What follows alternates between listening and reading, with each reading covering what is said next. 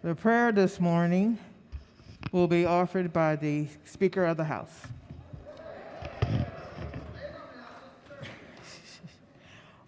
On April 7th, 2019, 3 years ago today, at a little after 3 o'clock in the afternoon, God needed a coach, a leader, the 106th Speaker of the Maryland House of Delegates, Michael Aaron Bush. He served 9 terms from 1987 in the Maryland House of Delegates and Speaker from 2003 until his death in 2019. Until we meet again, we think about you often. We talk about you still. You have never been forgotten, and you never will. We hold you close within our hearts, and there you will remain to walk and guide us through our lives until we meet again. May Speaker Bush's soul continue to rest in eternal peace. Amen.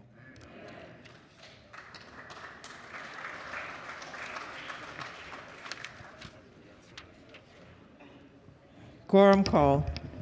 Madam Speaker.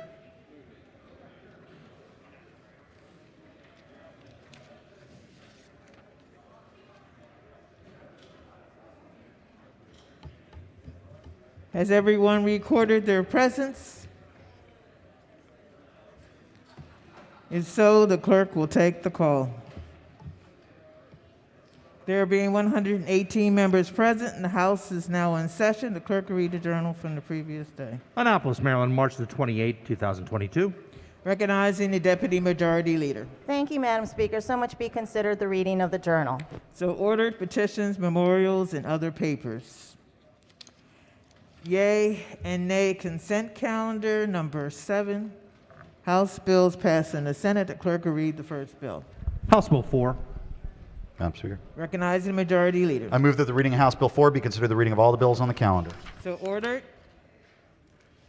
Message from the Senate. Senate bills introduced in the House. The clerk will read the bills and committee assignments. Senate Bill 740, Senator Elfreth. House Rules by Order Sylvia Seeger, Chief Clerk. House bills amended in the Senate. The clerk will read the bill and the Senate amendments. House Bill 83, Family Law Authorization for a Minor to Marry, Amendment Number 1.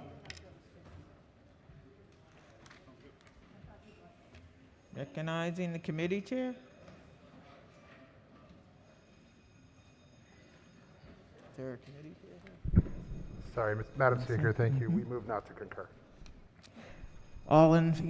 The motion is to not to concur in the Senate amendments. All in favor signify by saying aye. Opposed, no. The ayes have it. The amendments are rejected. The clerk will read the message to the Senate. Ladies and gentlemen of the Senate, the House of Delegates refuses to concur in the Senate amendments and respectfully requests the Senate recede from its position. Should the Senate prefer a conference committee to confer on the disagreeing votes of the two houses, the House appoints Delegate Clippinger chair, Delegate Bartlett, and Delegate Shetty. Said bill is returned herewith. House bill amended in the Senate. The clerk will read the bill and the Senate amendments. House Bill 153, Criminal Law, Sexual Crimes, Repeal of Spousal Defense, Amendment Number 1. Madam Speaker, Recognizing the committee chair. we move not to concur. All in favor signify by saying aye. Opposed, no. The ayes have it. The amendments are rejected. Clerk will read the message to the Senate. Ladies and gentlemen of the Senate, the House of Delegates refuses to concur in the Senate amendments and respectfully requests the Senate recede from its position. So the Senate prefer a conference committee to confer the disagreeing votes of the two houses. The House appoints Delegate Shetty chair, Delegate Bartlett, and Delegate Crutchfield. Said bill is returned herewith. Report of the Committee on Economic Matters. Report number 27. Clerk will read the first bill. House Bill 719, Employment of Minors, Work Permits, Information Sharing. Favorable amendments. Amendment Number 1.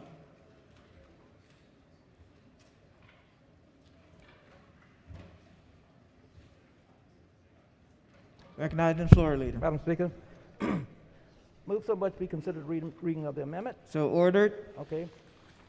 The amendment Number 1 is technical. Move the amendment.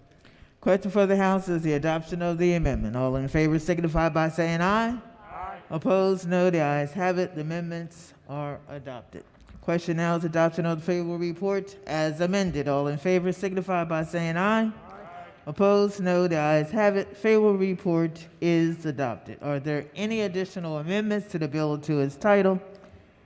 Hearing none, the bill is ordered, printed for third reading. Clerk will read the next bill. Senate Bill 420, Employment of Minors, Opportunities for Work, favorable. Question for the House is the adoption of the favorable report. All in favor signify by saying aye. Opposed, no. The ayes have it. The favorable report is adopted. Are there any amendments to the bill or to its title? Hearing none, the bill is ordered past the third reading. Clerk will read the next bill. Senate Bill 425, Real Estate Associate Brokers and Salespersons, Compensation, Payment from Title Insurance Producer, favorable. Question for the House is the adoption of the favorable report. All in favor signify by saying aye. Opposed, no. The ayes have it. The favorable report is adopted. Are there any amendments to the bill or to its title? Hearing none, the bill is ordered passed for third reading. Clerk will read the next bill. Senate Bill 655, Unemployment Insurance, Federal Extended Benefits for Long-Term Unemployment, favorable. Question for the House is the adoption of the favorable report. All in favor signify by saying aye. Opposed, no. The ayes have it. Favorable report is adopted. Are there any amendments to the bill or to its title? Hearing none, the bill is ordered passed for third reading. Report of the Committee on Economic Matters, report number 28. Clerk will read the first bill. Senate Bill 91, Business Regulation, Innkeepers, Maintenance of Guest Records and Employee Human Trafficking Awareness Training and Policy, favorable. Question for the House is the adoption of the favorable report. All in favor signify by saying aye. Opposed, no. The ayes have it. The favorable report is adopted. Are there any amendments to the bill or to its title?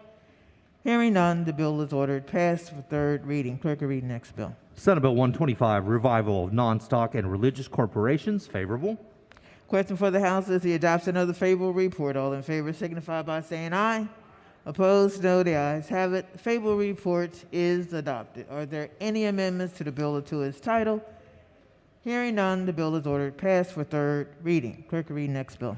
Senate Bill 252, Commissioner of Financial Regulation, Enhanced Consumer Protections and Enforcement Tools, favorable. Question for the House is the adoption of the favorable report. All in favor signify by saying aye. Opposed, no. The ayes have it. The favorable report is adopted. Are there any amendments to the bill or to its title? Hearing none, the bill is ordered passed for third reading. Clerk will read the next bill. Senate Bill 271, Commercial Law, Disposition of Abandoned Property, Waiver of Penalties, favorable. Question for the House is the adoption of the favorable report. All in favor signify by saying aye.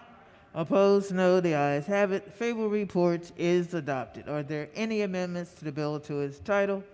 Hearing none, the bill is ordered past the third reading. Clerk, read the next bill. Senate Bill 496, Business Regulation, Miscellaneous State Business Licenses, Alterations. Favorable amendments. Amendment number 1. Recognizing the Vice Chair of the Committee. Thank you, Madam Speaker. Move so much be the reading of the amendment. So ordered. Amendment number 1 extends the annual deadline for choosing a uniform trader's license fee and makes clarifying changes. Move the amendment. Question before the House is the all in favor signify by saying aye. Opposed, no. The ayes have it. Favorable report is adopted. Are there any additional amendments to the bill to its title? Hearing none, the bill is ordered past the third reading. Report of the Committee on Economic Matters, report number 29. Clerk will read the first bill. Senate Bill 131, Public Service Commission Rate Suspension Proceedings. Favorable. Question for the House is the adoption of the favorable report. All in favor signify by saying aye. Opposed, no. The ayes have it. Favorable report is adopted. Are there any amendments to the bill or to its title? Hearing none, the bill is ordered passed for third reading. Clerk will read the next bill. Senate Bill 256, Maryland Energy Administration Resiliency Hub Grant Program and Fund. Favorable. Question for the House is the adoption of the favorable report. All in favor signify by saying aye. Opposed, no. The ayes have it. Favorable report is adopted. Are there any amendments to the bill or to its title? Hearing none, the bill is ordered passed for third reading. Clerk will read next bill. Senate Bill 257, Public Service Commission Reporting Requirements. Favorable. Question for the House is the adoption of the favorable report. All in favor signify by saying aye. Opposed, no. The ayes have it. Favorable report is adopted. Are there any amendments to the bill or to its title? Hearing none, the bill is ordered passed for third reading. Clerk, read the next bill. Senate Bill 293, Insurance, Title Insurance Producers Annual Review, favorable. Question for the House is the adoption of the favorable report. All in favor signify by saying aye. Opposed, no. The ayes have it. Favorable report is adopted. Are there any amendments to the bill or to its title? Hearing none, the bill is ordered past third reading. Clerk, read next bill. Senate Bill 464, Underground Facilities Damage Prevention Enforcement, favorable. Question for the House is the adoption of the favorable report. All in favor signify by saying aye. Opposed, no. The ayes have it. The favorable report is adopted. Are there any amendments to the bill or to its title? Hearing none, the bill is ordered past the third reading. Clerk, read next bill. Senate Bill 524, Public Utilities, Energy Efficiency and Conservation Programs, Energy Performance Targets, and Low-Income Housing, favorable. Question for the House is the adoption of the favorable report. All in favor signify by saying aye. Opposed, no. The ayes have it. Favorable report is adopted. Are there any amendments to the bill or to its title? Hearing none, the bill is ordered passed for third reading. Clerk, read next bill. Senate Bill 572, Insurance, Surplus Lines, Brokers, Policy Fees, favorable. Question for the House is the adoption of the favorable report. All in favor signify by saying aye. Opposed, no. The ayes have it. Favorable report is adopted. Are there any amendments to the bill or to its title? Hearing none, the bill is ordered passed for third reading. Clerk, read next bill. Senate Bill 697, Vehicle Laws, Mechanical Repair Contracts, Policies of Insurance, favorable. Question for the House is the adoption of the favorable report. All in favor signify by saying aye. Opposed, no. The ayes have it. Favorable report is adopted. Are there any amendments to the bill or to its title? Hearing none, the bill is ordered passed for third reading. Clerk, read next bill. Senate Bill 719, Human Services, Office of Home Energy Programs, Power to the People Pilot Program, Personal and Uniform Redetermination Process, favorable. Question for the House is the adoption of the favorable report. All in favor signify by saying aye. Opposed, no. The ayes have it. The favorable report is adopted. Are there any amendments to the bill or to its title? Hearing none, the bill is ordered passed for third reading. Report of the Committee on Economic Matters, report number 30. Clerk will read the first bill. Senate Bill 415, Garrett County Alcoholic Beverages Act of 2022, favorable. Question for the House is the adoption of the favorable report. All in favor signify by saying aye. Opposed, no. The ayes have it. The favorable report is adopted. Are there any amendments to the bill or to its title? Hearing none, the bill is ordered passed for third reading. Clerk, read next bill. Senate Bill 430, Baltimore City Alcoholic Beverages Licenses, transfer, favorable. Question before the House is the adoption of the favorable report. All in favor signify by saying aye. Opposed, no. The ayes have it. The favorable report is adopted. Are there any amendments to the bill or to its title? Hearing none, the bill is ordered passed for third reading. Clerk, read next bill. Senate Bill 698, Alcoholic Beverages, Maryland Alcohol Manufacturing and Promotion, favorable amendments. Amendment number 1. Recognizing the floor leader. Thank you, Madam Speaker. Move so much be considered the reading of the amendment. So ordered. As amended, Senate Bill 476 is nearly identical to House Bill 550 as passed by this chamber. It establishes the Advisory Commission on Maryland Alcohol Manufacturing. Amendment number 1 is technical. Move the amendment. Question for the House is the adoption of the amendment. All in favor signify by saying aye. Opposed, no. The ayes have it. Amendments have been adopted. Question now is the adoption of the favorable report as amended. All in favor signify by saying aye. Opposed, no. The ayes have it. The favorable report is adopted. Are there any additional amendments to the bill or to its title? Hearing none, the bill is ordered past the third reading. Clerk will read the next bill. Senate Bill 757, Baltimore City Alcoholic Beverages, 40th Alcoholic Beverages District, favorable. Question before the House is the adoption of the favorable report. All in favor signify by saying aye. Opposed, no. The ayes have it. Favorable report is adopted. Are there any amendments to the bill or to its title? Hearing none, the bill is ordered past the third reading. Report of the Committee on Environment and Transportation. Clerk will read the first bill. 31. 31. House Bill 711, Potomac River Compact, clarification of the effectiveness of amendments, favorable. Question for the House is the adoption of the favorable report. All in favor signify by saying aye.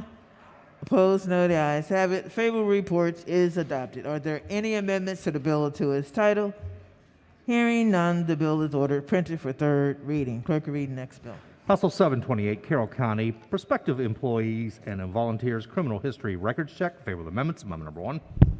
Recognizing the floor leader. Thank you, Madam Speaker. Move so much be considered the reading of the amendments. So ordered. These amendments specify the types of prospective employees and volunteers for which the Department of Human Resources of Carroll County may request a state or national criminal history records check. Move the amendment. Question for the House is the adoption of the amendment. All in favor signify by saying aye. Opposed, no. The ayes have it. The amendments have been adopted. Question now is adoption of the favorable report as amended. All in favor signify by saying aye. Opposed, no. The ayes have it. The favorable report is adopted. Are there any additional amendments to the bill or to its title? Hearing none, the bill is ordered printed for third reading. Report of the Committee on Judiciary, report number 37. Clerk will read the first bill. House Bill 1448, District Court, concurrent civil jurisdiction, violation of ordinances. Favorable. Question for the House is the adoption of the favorable report. All in favor signify by saying aye. Opposed, no. The ayes have it. The favorable report is adopted. Are there any amendments to the bill or to its title? Hearing none, the bill is ordered printed for third reading. Clerk will read the next bill. Senate Bill 328, criminal law, stalking definition. Favorable. Question for the House is the adoption of the favorable report. All in favor signify by saying aye. Opposed, no. The ayes have it. Favorable report is adopted. Are there any amendments to the bill or to its title? Hearing none, the bill is ordered past the third reading. Clerk will read the next bill. Senate Bill 452, small claims, examination in aid of enforcement, prohibition. Favor the amendments. Amendment number 1. Recognizing Vice Chair of the Committee. Thank you, Madam Speaker. Move so much be considered the reading of the amendments. So ordered. The amendments conform this bill to House Bill 349, which passed the Senate earlier this session. Move the amendments. Question for the House is the adoption of the amendment. All in favor signify by saying aye. Opposed, no. The ayes have it. The amendments have been adopted. Question now is adoption of the favorable report as amended. All in favor signify by saying aye. Opposed, no. The ayes have it. Favorable report is adopted. Are there any additional amendments to the bill or to its title? Hearing none, the bill is ordered past the third reading. Clerk will read the next bill. Senate Bill 820, child abuse and neglect investigations, timeliness. Favorable. Question for the House is the adoption of the favorable report. All in favor signify by saying aye. Opposed, no. The ayes have it. Are there any amendments to the bill or to its title? Hearing none, the bill is ordered past the third reading. Clerk will read report of the Committee on Judiciary, report number 38. Clerk will read the first bill. House Bill 703, real property, actions to repossess, judgment for tenants, and proof of rental licensure. Favor the amendments. Amendment number 1. Recognizing the committee chair. Move so much be the reading of the amendments. So ordered. The amendments conform House Bill 703 to Senate Bill 563. Move the amendment. Question for the House is the adoption of the amendments. All in favor signify by saying aye. Opposed, no. The ayes have it. Amendments have been adopted. Question now is adoption of the favorable report as amended. All in favor signify by saying aye. Opposed, no. The ayes have it. The favorable report is adopted. Are there any additional amendments to the bill or to its title? Hearing none, the bill is ordered printed for third reading. Clerk, read the next bill. Senate Bill 563, real property, actions to repossess, judgment for tenants, and proof of rental licensure. Favorable. Question for the House is the adoption of the favorable report. All in favor signify by saying aye. Opposed, no. The ayes have it. Favorable report is adopted. Are there any amendments to the bill or to its title? Hearing none, the bill is ordered printed for third reading. Report of the Committee on Judiciary, report number 39. Clerk will read the first bill. Senate Bill 33, criminal law, sexual crimes, fourth-degree sexual offense, and spousal defense. Favorable with amendments. Amendment number 1. Recognizing the floor leader. Thank you, Madam Speaker. Move so much be considered the reading of the amendments. So ordered. The amendments conform the bill to HB 153 that was passed earlier in session. Madam Speaker, please move the amendments. Question for the House is the adoption of the amendments. All in favor signify by saying aye. Opposed? No. The ayes have it. The amendments have been adopted. The question now is the adoption of the favorable report as amended. All in favor signify by saying aye. Opposed? No. The ayes have it. The favorable report is adopted. Are there any additional amendments to the bill or to its title? Hearing none, the bill is ordered passed to third reading. Clerk, read next bill. Senate Bill 586, Criminal Procedure and Public Safety, Courts and Criminal Justice in Baltimore City. Favor of the amendments. Amendment number 1. Recognizing the committee chair. Move so much be the reading of the amendment. So ordered. The committee's amendment requires state funding for the Jobs Court pilot program for 5 years and makes technical changes. Move the amendment. Question for the House is the adoption of the amendment. All in favor signify by saying aye. Opposed? No. The ayes have it. The amendments have been adopted. Question now is adoption of the favorable report as amended. All in favor signify by saying aye. Opposed? No. The ayes have it. Favorable report is adopted. Are there any additional amendments to the bill or to its title? Hearing none, the bill is ordered passed to third reading. Report of the Committee on Environment and Transportation, report number 30. Clerk will read the first bill. Senate Bill 32, Worcester County Public Safety, Buildings Used for Agritourism. Favorable. Question for the House is the adoption of the favorable report. All in favor signify by saying aye. Opposed? No. The ayes have it. Favorable report is adopted. Are there any amendments to the bill or to its title? Hearing none, the bill is ordered passed for third reading. Clerk, read next bill. Senate Bill 44, Crimes, Unattended Dogs, Extreme Weather Conditions and Heat. Favorable. Question for the House is the adoption of the favorable report. All in favor signify by saying aye. Opposed? No. The ayes have it. Favorable report is adopted. Are there any amendments to the bill or to its title? Hearing none, the bill is ordered passed for third reading. Clerk, read next bill. Senate Bill 64, Beach Erosion Control District, State and City-Owned Structures. Favor of the amendments. Amendment number 1. Recognizing the floor leader. Thank you, Madam Speaker. Move so much be the reading of the amendments. So ordered. 2 committee amendments. 1 repeals obsolete language. The other otherwise conforms the bill to House Bill 1300 as passed by the House. Move the amendment. Question for the House is the adoption of the amendments. All in favor signify by saying aye. Opposed? No. The ayes have it. The amendment is adopted. The question now is the adoption of the favorable report as amended. All in favor signify by saying aye. Opposed? No. The ayes have it. Favorable report is adopted. Are there any additional amendments to the bill or to its title? Hearing none, the bill is ordered past the third reading. Clerk, read next bill. Senate Bill 296, Land Use, Agritourism Definition. Favorable. The question for the House is the adoption of the favorable report. All in favor signify by saying aye. Opposed? No. The ayes have it. Favorable report is adopted. Are there any amendments to the bill or to its title? Hearing none, the bill is ordered past the third reading. Clerk, read next bill. Senate Bill 371, Carroll County Prospective Employees and Volunteers Criminal History Records Check. Favor of the amendments. Amendment number 1. Madam Speaker. Recognizing the floor leader. Thank you very much, Madam Speaker. This bill with the amendment will be identical to the House bill we just passed a few minutes ago. It just specifies the type of prospective employees and volunteers that are covered. Move the amendments. Question for the House is the adoption of the amendment. All in favor signify by saying aye. Opposed? No. The ayes have it. The amendment has been adopted. Question now is adoption of the favorable report as amended. All in favor signify by saying aye.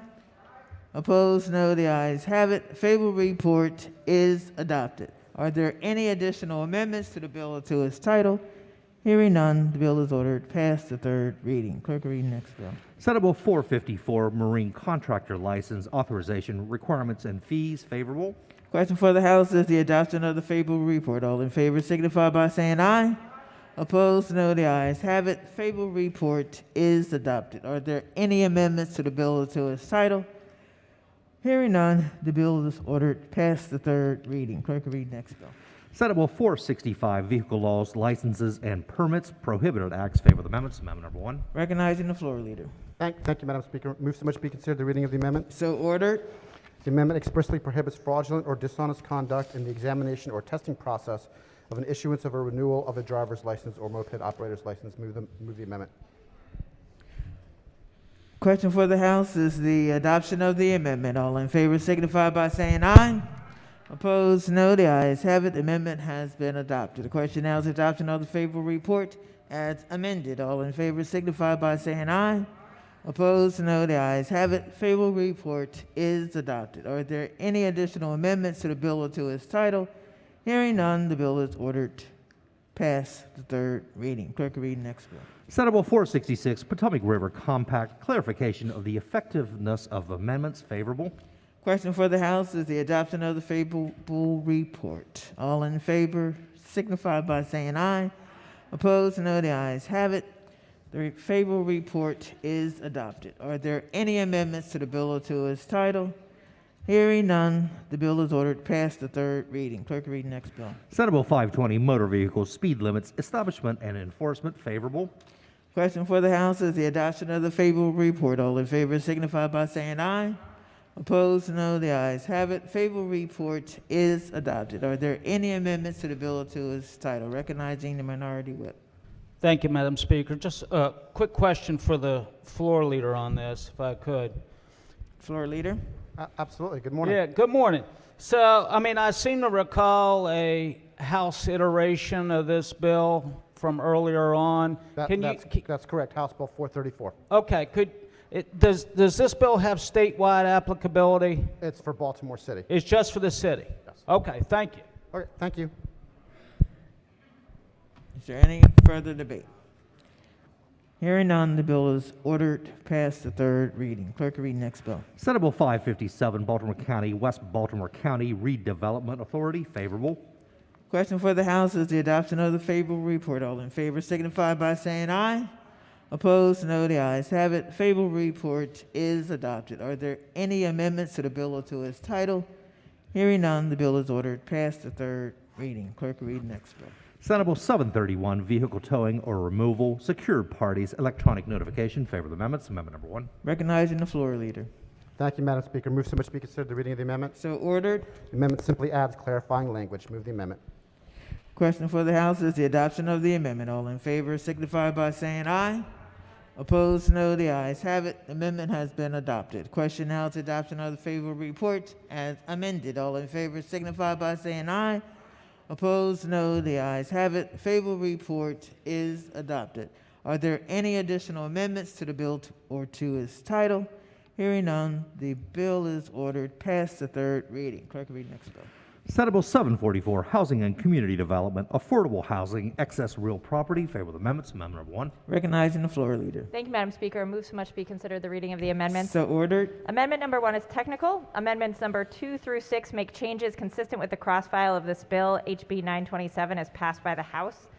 Amendment number 7 requires that DHCD notify the state treasurer after determining that a property is suitable for use or redevelopment as affordable housing, and prohibits the donation or sale of property if, in the opinion of the state treasurer, the sale or donation would adversely affect the tax-exempt status of certain outstanding state bonds. Amendment number 8 strikes the authority of a unit to dispose of excess property by leasing the property. Move the amendments. Question for the House is the adoption of the amendments. All in favor signify by saying aye. Opposed, no. The ayes have it. The amendments have been adopted. The question now is adoption of the favorable report as amended. All in favor signify by saying aye. Opposed, no. The ayes have it. Favorable report is adopted. Are there any additional amendments to the bill or to its title? Hearing none, the bill is ordered past the third reading. Clerk, read next bill. Senate Bill 746, Frederick County Sheriff Salary. Question for the House is the adoption of the favorable report. All in favor signify by saying aye. Opposed, no. The ayes have it. Favorable report is adopted. Are there any amendments to the bill or to its title? Hearing none, the bill is ordered past the third reading. Clerk, read next bill. Senate Bill 869, Baltimore City Small Box Discount Stores, Zoning Requirements and Community Agreements. Favorable. Question for the House is the adoption of the favorable report. All in favor signify by saying aye. Opposed, no. The ayes have it. Favorable report is adopted. Are there any amendments to the bill or to its title? Hearing none, the bill is ordered past the third reading. Report of the Committee on Rules and Executive Nominations, report number 13. Clerk will read the first bill. Senate Bill 270, Somerset County Elections, County Commissioners, Districts, and Board of Education candidate filings. Favorable. Question for the House is the adoption of the favorable report. All in favor signify by saying aye. Opposed, no. The ayes have it. Favorable report is adopted. Are there any amendments to the bill or to its title? Hearing none, the bill is ordered past the third reading. Clerk will read the next bill. Senate Bill 444, Prince George's County School Board Districts Redistricting Plan. Favorable.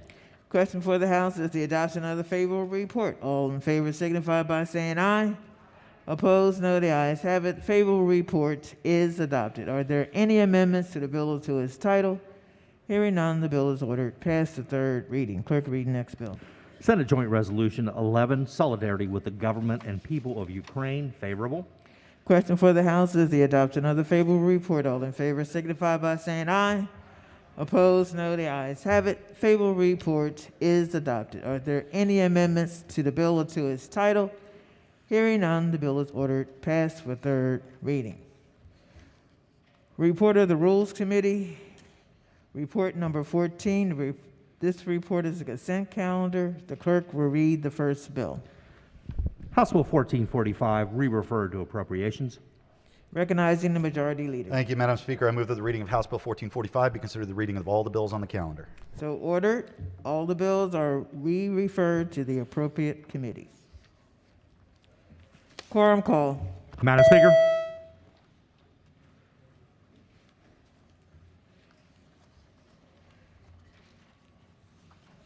Clerk will take the call. There being 137 members present, the House is still in session. Calendar of third reading, House Bills number 106. Clerk will read the first bill.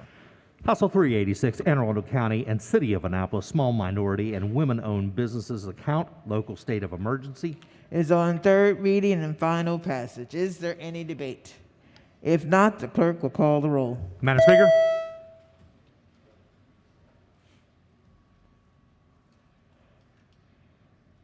Has everyone recorded their vote? Does anyone care to change their vote? If not, the clerk will take the call. There being 130 votes in the affirmative, House Bill 386, having received a constitutional majority, is declared passed. Clerk will read the next bill. House Bill 405, Maryland Energy Administration Mechanical Insulation Installation Grant Program. Is on third reading and final passage. Is there any debate? If not, the clerk will call the roll. Madam Speaker.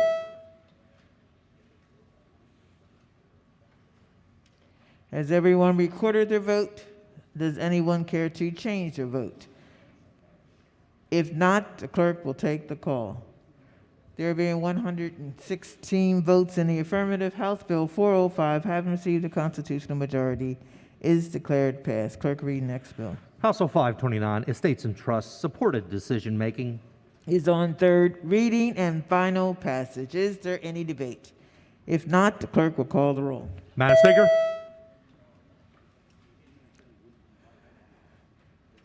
Has everyone recorded their vote? Does anyone care to change their vote? If not, the clerk will take the call. There being 137 votes in the affirmative, House Bill 529, having received a constitutional majority, is declared passed. Clerk will read next bill. House Bill 1011, Conditions of Pretrial Release, Home Detention Monitoring, Alterations and Extension. It's on third reading and final passage. Is there any debate? The gentleman from Frederick. Thank you, Madam Speaker. Will the floor leader or the distinguished chair of the committee rise? Thank you. Oh. You were looking for a distinguished chair. I don't know who you're talking to. Good morning. Good morning. So I'm reading through this bill. Can you just briefly walk me through it? What's the reason for the bill and what are we hoping to accomplish with it? We passed legislation last year that would pay for electronic home monitoring for people who were on pretrial detention prior to their trial.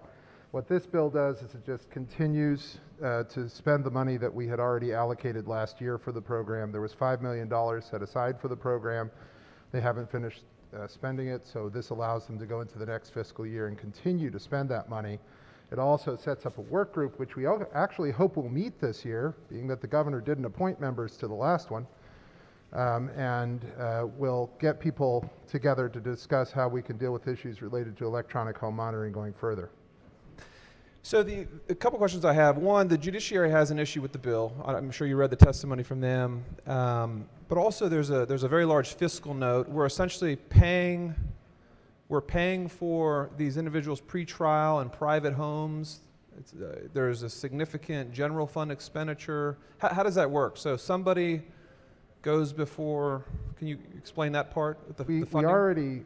We put $5 million of the money we received from the federal government last year. Okay. We put that into this program, so we're basically allowing ourselves to finish spending that $5 million that we still have. When that money is gone, it's gone. So there's not an impact necessarily on upcoming fiscal years because we already have the money that's already in an account being used for this.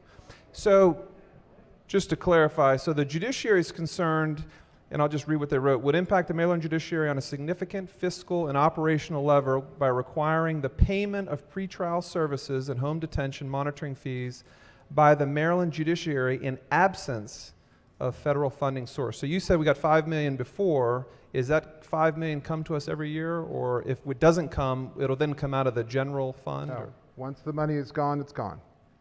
Okay. And that once the money is out, is done. We don't have any more money for it allocated. So this bill would only impact if we get money from the federal government? No, it spends the remainder of money that we had allocated previously for the program, that we allocated in fiscal, what are we in now, 22? Fiscal 22. It allows them to spend the remainder of it in fiscal 23. So what happens when the $5 million runs out? You said it's done. Does that mean we're no longer paying for pretrial services for indigent people? That's correct. Okay. Thank you, Madam Speaker. Thank you, Mr. Chair. Is there any further debate? If not, the clerk will call the roll. Madam Speaker.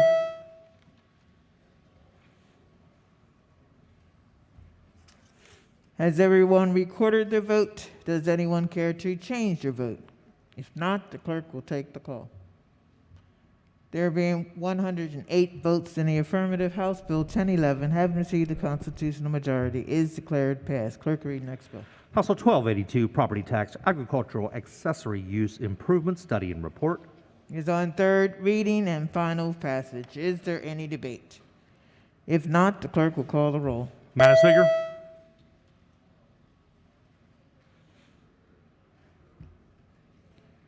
Has everyone recorded their vote? Does anyone care to change their vote? If not, the clerk will take the call. There being 135 votes in the affirmative, House Bill 1282, having received the constitutional majority, is declared passed. Clerk, read next bill. House Bill 1479, Maryland Technology Development Corporation, Maryland Equity Investment Fund, established. Is on third reading and final passage. Is there any debate? Madam Speaker. Yes. Gentleman here. Thank you, Madam Speaker. Could the floor leader rise, please, for a question on this bill? Floor leader. Hi, good morning. So, good morning. I think this came through. We're on third reading? So yesterday it came up, and I was looking at the fiscal note. Can you tell me what the fiscal note is on this bill?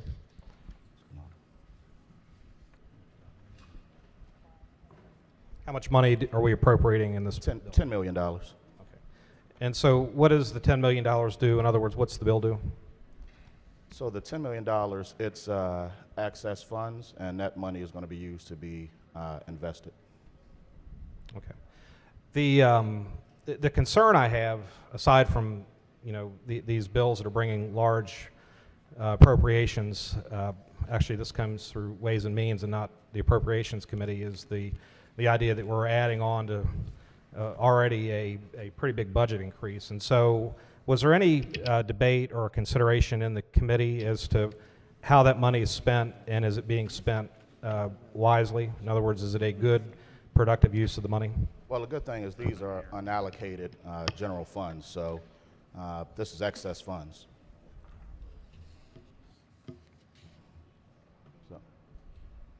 So the committee did hear testimony and believes that this money will be wisely invested. I bring that up because this TEDCO's audited, and so the last audit that I'm aware of is 2019, and there were 3 findings in this this audit.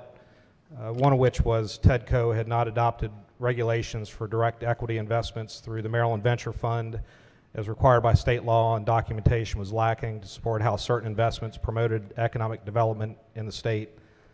Finding number 2 was TEDCO created a 3-member advisory committee related to MVF to provide investment advice without establishing adequate policies and procedures regarding the committee's membership to prevent potential conflicts of interest. And then finding 3, TEDCO's monitoring of third-party venture firms receiving funding through the MVF's Investment Maryland program was not sufficient. So we're the reason why I'm standing is, we're putting in a bill, and I'm curious. One, did we get a response from TEDCO on that audit? And then if the answer is yes, great, and I'd like to hear what that is. But if the answer is no, when's the next audit for which we can find out and get an update from the Office of Legislative Audits as to where the progress is or is not before we pass a bill for $10 million appropriations like this? Madam Speaker. So in respect to this bill, no. The answer is no, they did not get one yet. Yes, sir. Majority Leader. The floor leader yield for a second. Thank you, Madam Speaker. So the answer to your question is the new leadership at TEDCO has taken those audit findings seriously. They've been undertaking significant reforms in TEDCO and are addressing them. I don't know the timeline of the next audit, but the new leadership there has been very responsive to the Ways and Means Committee and the legislature. So the understanding that I have is that this audit's coming late summer this year, and so the policy question that I think I'm asking here is not whether or not TEDCO is a good or bad program, because I think it's a great program. The question is, should we be passing a $10 million appropriation like this without getting an update as to this audit, the new audit that's coming in? And short of that, if we are going to pass the bill, did TEDCO ever respond to, in a formal way, the findings that came through in 2019? Yeah, I mean, the committee asked them about those findings, and we have gotten what we think are satisfactory responses. As I said, they've been undertaking significant reforms. I think they're a much stronger agency than they were a few years ago, and we believe that this money will be well invested in early and mid-stage Maryland companies. Thank you, Mr. Floor Leader. But just very briefly, Madam Speaker, on the bill before we vote, a $10 million appropriation like this, I think, especially for these entities that are quasi-governmental, in this case, do demand a additional level of thought and consideration about how that money is being spent. When I read audit findings that would give me the conclusion that we should ask questions, it doesn't mean that they don't have the answers. I would say that before we pass a bill like this, that we would in fact want to get those answers. The floor leader appears to be satisfied that we have gotten those answers, and I'm on face value okay with that response. I'm going to vote no on the bill, primarily because I don't know that in my seat I feel the same way about that. So thank you, Madam Speaker. Gentleman from Calvert. Thank you, Madam Speaker. This particular bill, House Bill 1479, it's Maryland Technology Development Corporation, Maryland Equity Investment Fund, basically is the beginning of converting TEDCO into a state-owned bank. And that is a very bad precedent, because when you're converting TEDCO into a state-owned bank, what you're saying is that we don't have enough, or we don't even have any, private equity banks in Maryland that want to actually invest in businesses in Maryland, and the business environment in Maryland is so bad that we actually need to create a state-owned bank. That's pathetic. That actually is an admission of the failure of this body through policy of chasing businesses out of the state because they would be here otherwise. One need only look in Northern Virginia and see the humongous amount of companies that are in the telecommunications field, all of which could be here, but would never choose this place. So this bill provides and begins setting the stage for a state-owned bank. And I just want to say this is important. I never supported this stuff under the previous governor, and under the appointees in the Department of Commerce or elsewhere. I don't support it under this governor. It's a principled position that the state has no business in picking and choosing who gets this kind of money. It's very dangerous, and it establishes, in my opinion, and it has been demonstrated in this state over the past 20 years as these programs have expanded, it demonstrates the worst part of crony capitalism. Picking and choosing one's friends to get money, taxpayer money, for private enterprise, rather than dealing with the exact issue at hand, which is, why don't the companies want to be here to begin with? So for all those reasons, Madam Speaker, I'm voting no on this bill. Thank you. Madam Speaker. The sponsor of the bill. Thank you, Madam Speaker. I just want to let the body know where this bill came from.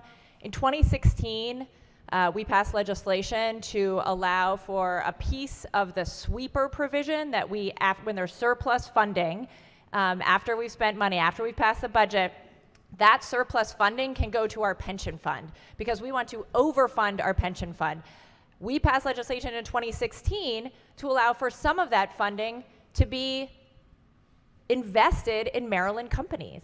This is something that nearly every other state in America does.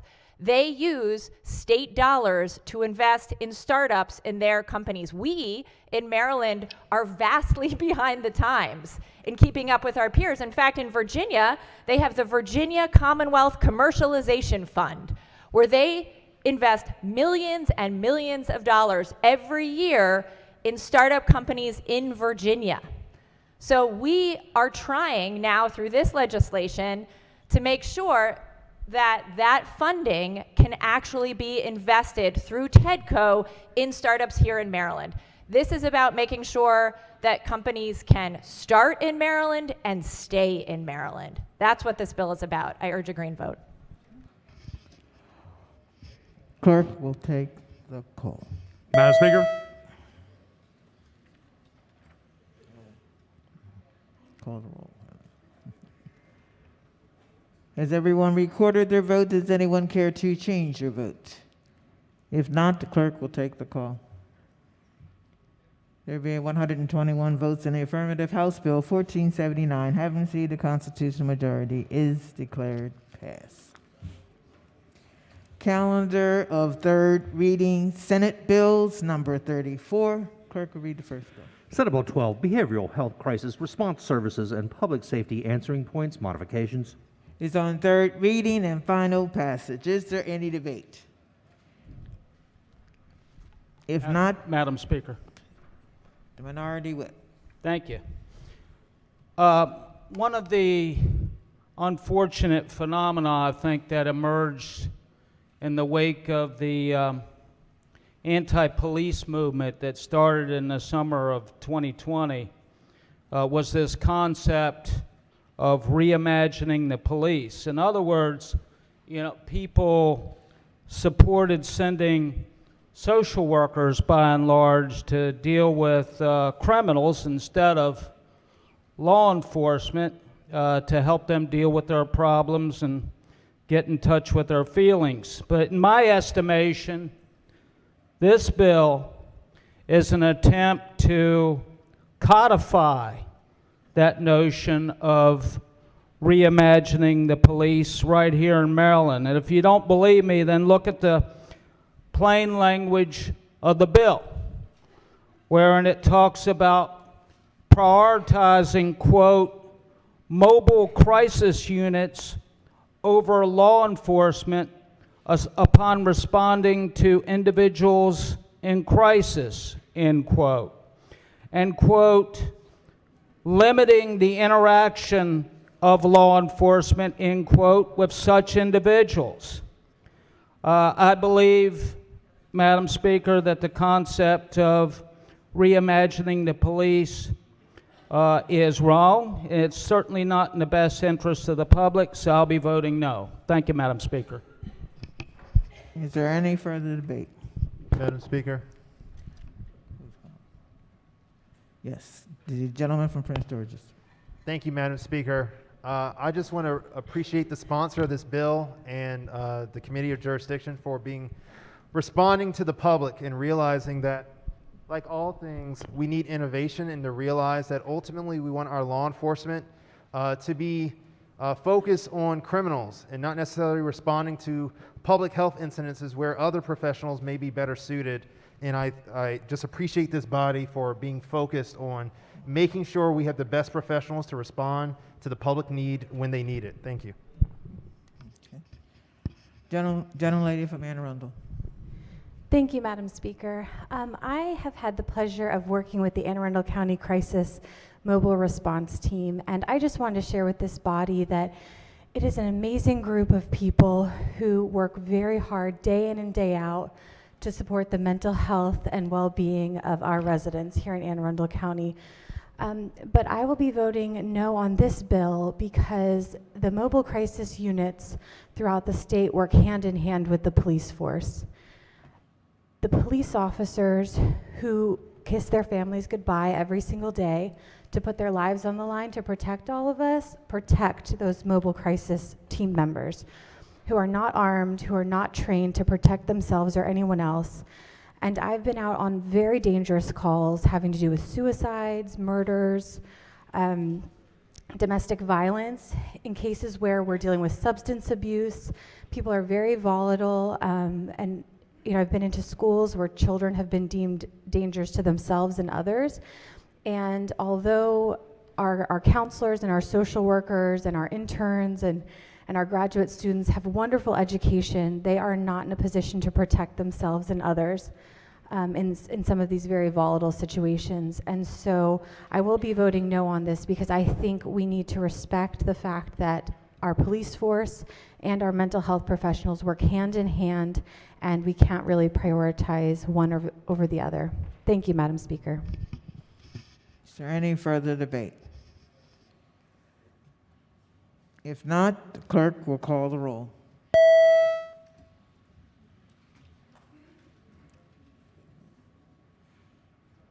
Has everyone recorded their vote? Does anyone care to change their vote?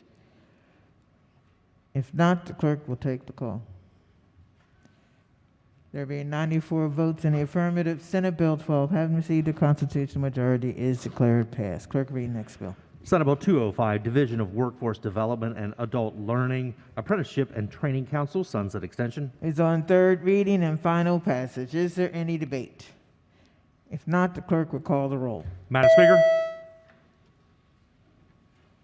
Has everyone recorded their vote? Does anyone care to change their vote? If not, the clerk will take the call.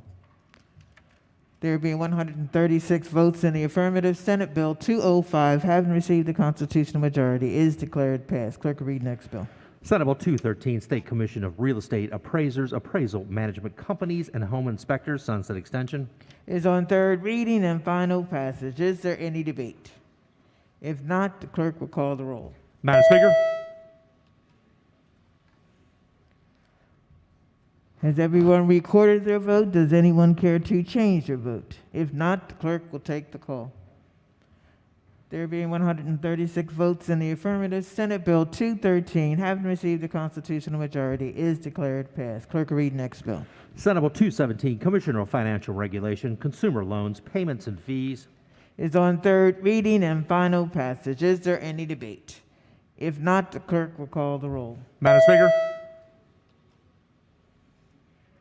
Has everyone recorded their vote? Does anyone care to change their vote? If not, the clerk will take the call. There being 136 votes in the affirmative, Senate Bill 217, having received the constitutional majority, is declared passed. Clerk, read next bill. Senate Bill 567, Property Tax Agricultural Use Assessment Improvements. Is on third reading and final passage. Is there any debate? If not, the clerk will call the roll. Madam Speaker. Has everyone recorded their vote? Does anyone care to change their vote? If not, the clerk will take the call. There being 137 votes in the affirmative, Senate Bill 567, having received a constitutional majority, is declared passed. Clerk, read the next bill. Senate Bill 704, Conditions of Pretrial Release, Home Detention Monitoring, Alterations and Extension. Is on third reading and final passage. Is there any debate? If not, the clerk will call the roll. Madam Speaker. Has everyone recorded their vote? Does anyone care to change their vote? If not, the clerk will take the call. There being 108 votes in the affirmative, Senate Bill 704, having received the constitutional majority, is declared passed. Clerk, read next bill. Senate Bill 788, Cannabis Regulation, Medical Cannabis Definition and Study. It is on third reading and final passage. Is there any debate? The Vice Chair of the committee. Thank you, Madam Hey, Speaker. Sharon. Good morning. Good morning. I have an amendment at the desk. Move so much be considered the reading of the amendment. So ordered. Amendment number 433-822/1. Amendment number 1. As amended, this is a friendly amendment that the committee actually approved. Basically, we add one representative from the Forensic Sciences Division in the Department of the State Police and one representative from the U.S. Cannabis Council to the study. I move the amendment.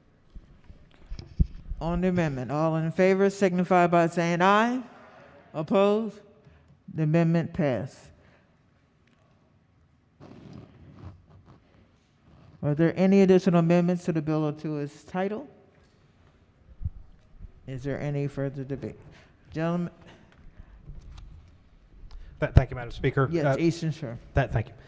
Could the floor leader rise for a question? Vice Chair of the committee. Thank you. Good morning. Just a real quick question. How or why are we having to define medical cannabis? What's the purpose of the bill?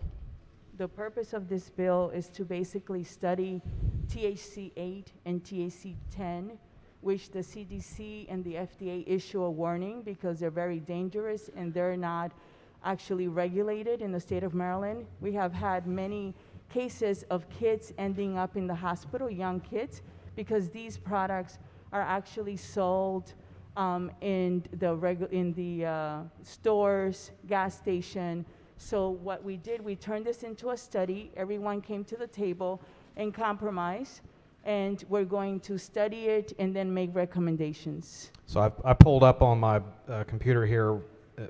Marijuana is a Schedule I substance under the Controlled Substance Act. So I'm curious in this definition, are we acknowledging that federally this is a controlled substance and that's what it is in CDC? In the federal government's definition? This bill is not dealing with the definition. As you know, Maryland actually passed a bill that allows for medical cannabis, which is actually, we're doing it. And we do have a constitutional amendment hopefully coming in November. This bill simply deals with a very dangerous substance that is affecting our children and that we need to study it so that we can make recommendations. Simply put, the bill does not do anything regarding the federal government and whether it's a Schedule I or not. Okay, thank you. My pleasure. Gentleman from Talbot. Thanks, Madam Speaker. I'll be quick. I have a question also. So with this bill, would it be studying CBD also? Will we be studying the CBD? CBD? No, we're not. We're studying THC-8 and 10. And it's just to define the product? Yes. Okay. And does it do anything as far as like what's suitable for public consumption and things like that? Because like right now, CBD, you can buy CBD, but in food service, you can't mix it with anything. It's regulated in a very awkward fashion. Is that at all addressed by this commission? What this commission will do, it says here, is that it will study and make recommendations on the classifications and regulations of the THC other than Delta 9 that are artificially, synthetically, and naturally derived and manufactured products containing Delta 8 and 10. So if you look at the bill, page 6, line 23, you'll see what they're studying. I think your answer is no, right? Correct. Yes, I said that earlier. Okay, thank you. My pleasure. Is there any further debate? If not, the clerk will call the roll. Madam Speaker? Has everyone recorded their vote? Does anyone care to change their vote? If not, the clerk will take the call. There being 136 votes in the affirmative, Senate Bill 788, having received the constitutional majority, is declared passed. Madam Speaker. Yes, the gentleman. Vote change on House Bill 405 from yay to nay. Thank you. Calendar of third, you have a vote change? Gentleman from Baltimore County. Yes, ma'am. Thank you, Madam Chair. Change on Madam Speaker, sorry. HB 1011 to red. Gentleman from Frederick. Thank you, Madam Speaker. A vote change on House Bill 1479 from red to green. Calendar of third reading, Senate Bills number 35. Clerk read first bill. Senate Bill 191, Maryland Department of Commerce Transparency and Efficiency in Reporting Act. Is on third reading and final passage. Is there any debate? If not, the clerk will call the roll. Madam Speaker? Has everyone recorded their vote? Does anyone care to change their vote? If not, the clerk will take the call. There being 137 votes in the affirmative, Senate Bill 191, having received the constitutional majority, is declared passed. Clerk, read next bill. Senate Bill 199, State Board of Architects, Sunset Extension. Is on third reading and final passage. Is there any debate? If not, clerk will call the roll. Madam Speaker? Has everyone recorded their vote? Does anyone care to change their vote? If not, the clerk will take the call. There being 136 votes in the affirmative, Senate Bill 199, having received the Madam Speaker. constitutional majority, is declared passed. Madam Speaker, my button Gentleman, didn't. Prince George. Thank you, Madam Speaker. My button didn't work on how Senate Bill 199. I'd like to be recorded in a green. Thank you. Clerk, read next bill. Senate Bill 215, Income Tax, Energy Storage Tax Credit, Alterations and Extension. Is on third reading and final passage. Is there any debate? Madam Speaker. Yes. Gentlelady from Washington County. Thank you, Madam Speaker. I have an amendment at the desk. Amendment number 303527/1. Amendment number 1. Move so much be considered the reading of the amendment. So ordered. Thank you, Madam Speaker. Thank you very much. So the gas tax that we just are currently receiving a relief, our constituents, is coming up to expire on April the 16th. My amendment is very simple in nature. It's requesting to extend this pause on our gas tax for another 45 days. Many of our constituents, as I'm sure you know, have probably reached out to your office and have been very appreciative and thankful for the pause in the bill that we put into place and got signed by Governor Hogan on March the 19th. But many are still struggling.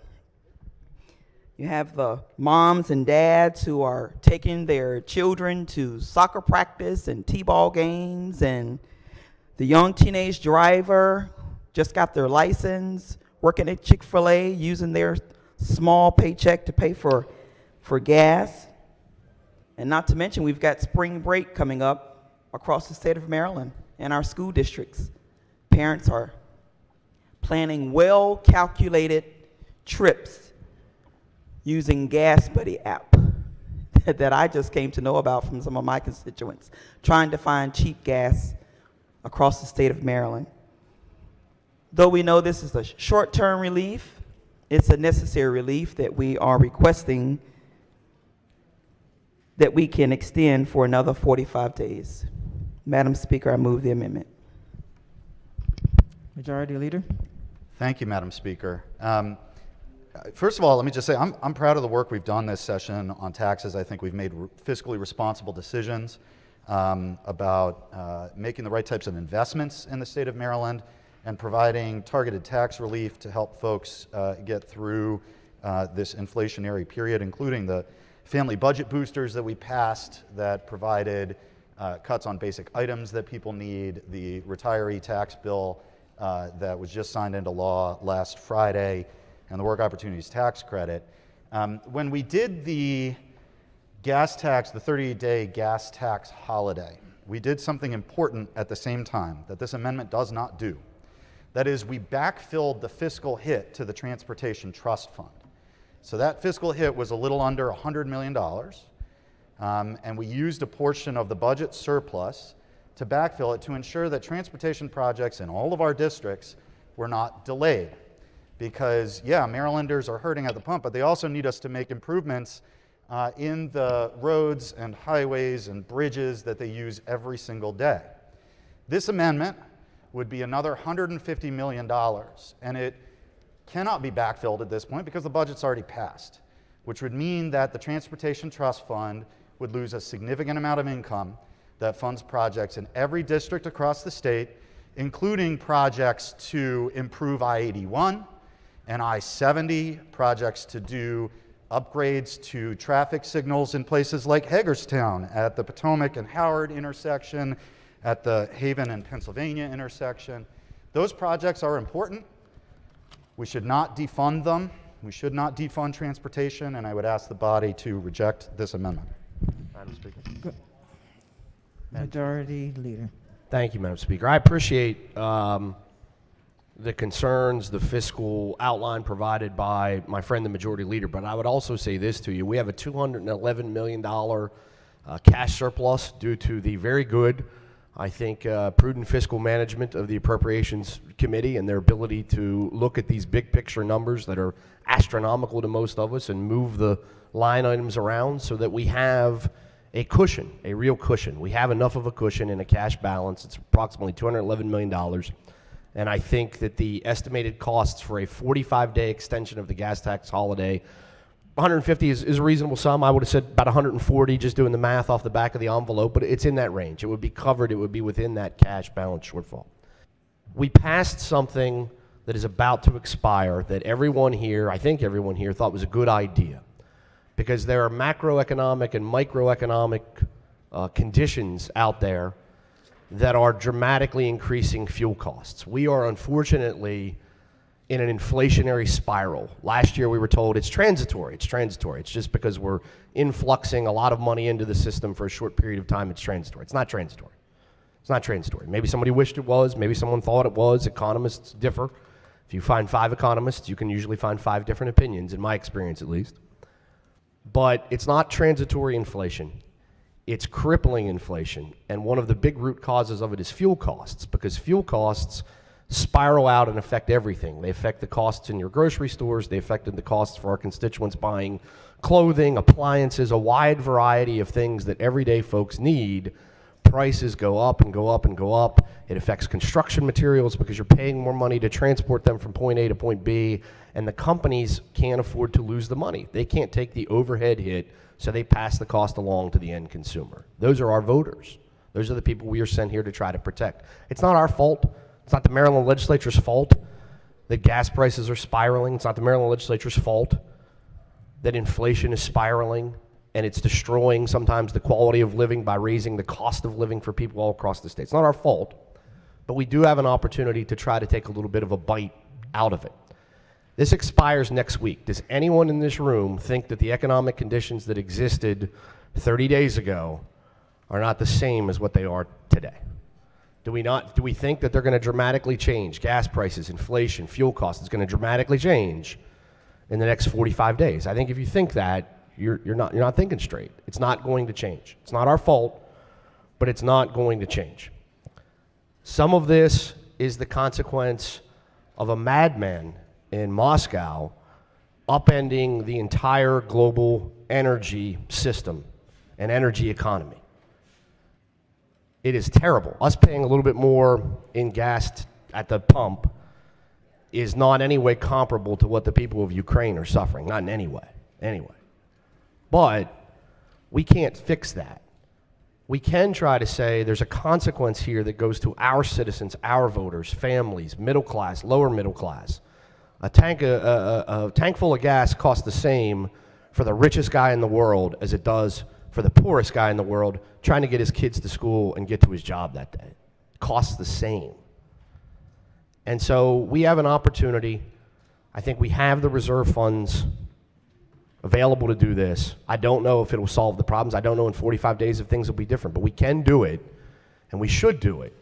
There are very few things that a lot of times people in politics agree about. I'm not a big believer in polls, but I did read yesterday that the Democratic frontrunner for the governorship of Maryland, in the polls at least, came out and said we should do this. And I know that the current existing Republican governor sitting upstairs believes that we should do this. And I think that we should do this too. Thank you, Madam Speaker. Madam Speaker. Gentleman from Washington County. Thank you, Madam Speaker. I rise to support this amendment. While I may not be as eloquent as the minority leader or the majority leader, I support it for just a couple sentences. Mom, why can't we go see Grandma this weekend? Well, we really can't afford to fill up the tank. I support this amendment, and I encourage everyone else to as well. Madam Speaker. Okay. Madam Speaker.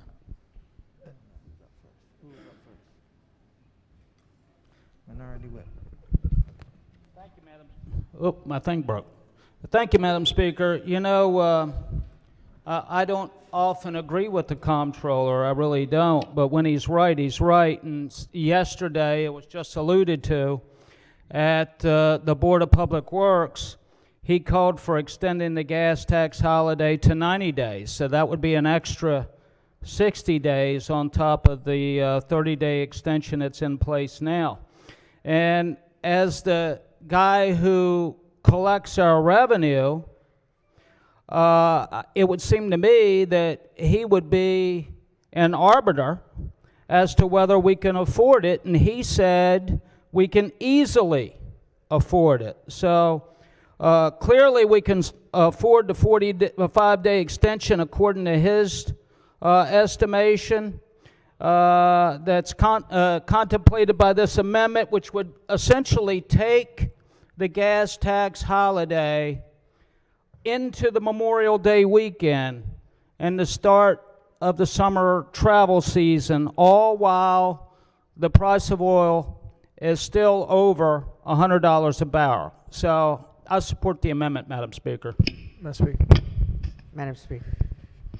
The Chair of the Appropriations. Thank you, Madam Speaker. And I want to echo the words of the Majority Leader. He's right. The cost of passing this amendment will come very directly from our budget that will, hopefully build good roads and good bridges in the state of Maryland. It will not come from the general fund. And we did pass a budget that had a reserve of around $200 million. But every day we sit here and pass bills with 100, 200, little fiscal notes, we're chipping away at that $200 million. We are. We took into account when we passed the budget the bills for TEDCO and other large fiscal notes, but we did not, and we do not, pay that close attention to the small fiscal notes. I'm informed by DLS that we are very close to eating up our reserve that we've already built into this budget. I informed the chairs of this at a meeting earlier this week. So this money will come from transportation and transportation projects. I'm glad that someone running for governor is in charge of the budget this year, because he's not. We are on this floor. We are on this floor. And this would be a very bad amendment to put on a bill in this way. Madam Speaker. Gentleman from St. Mary. Thank you, Madam Speaker. I'm saying to support this amendment. I will differ with some of the comments that have been previously made. I do think it is our fault. I think it's the General Assembly's fault, because we have an amendment on the floor to further extend the gas tax, something that our comptroller and Democratic governor candidate called for yesterday. But put this in perspective, on July 1st, we're not extending a tax cut. On July 1st, we have an automatic tax increase going into effect, and that falls on all our shoulders. Now, I understand this goes to the Transportation Trust Fund, and this will be a cut of revenue. But let's put that in perspective. This fund is overwhelmingly paid by motorists, and 60% of that fund goes to mass transit. This is a tax cut or a gas tax holiday that we can afford. And you look at what our neighboring states are doing currently.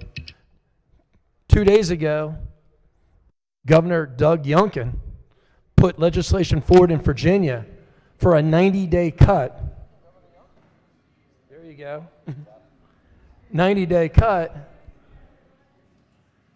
And then to phase in their gas tax, which is already 10 cents lower per gallon than Maryland. I think this is a good idea. We can do it bipartisanly while we're still in session with 4 days left.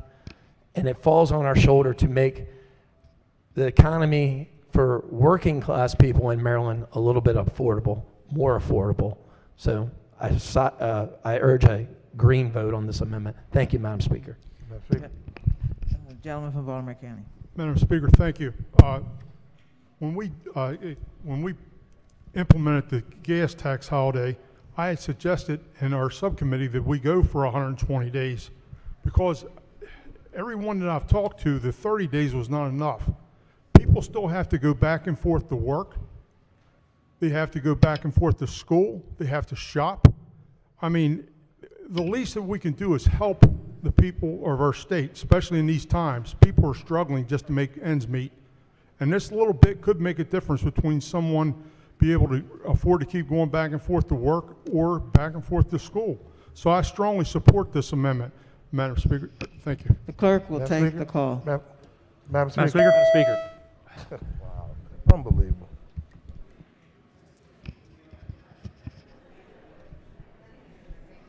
Madam Speaker, to explain my vote.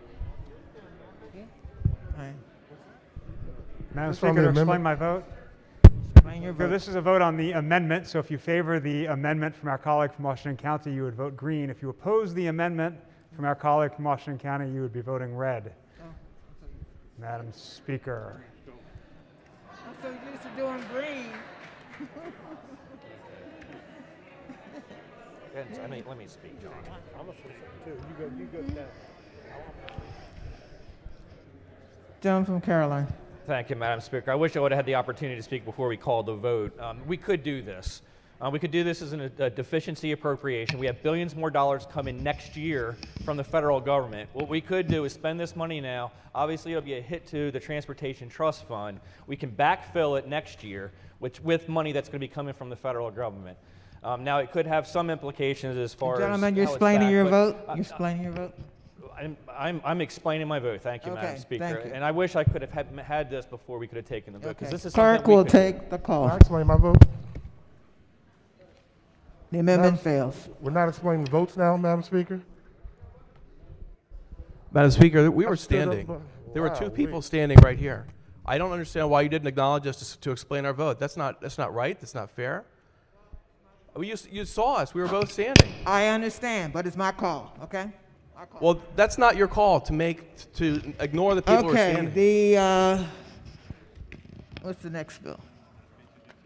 SB 215 is on third reading, and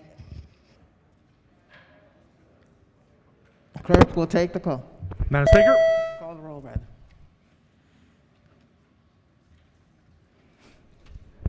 Has everyone recorded their vote? Does anyone care to change their vote?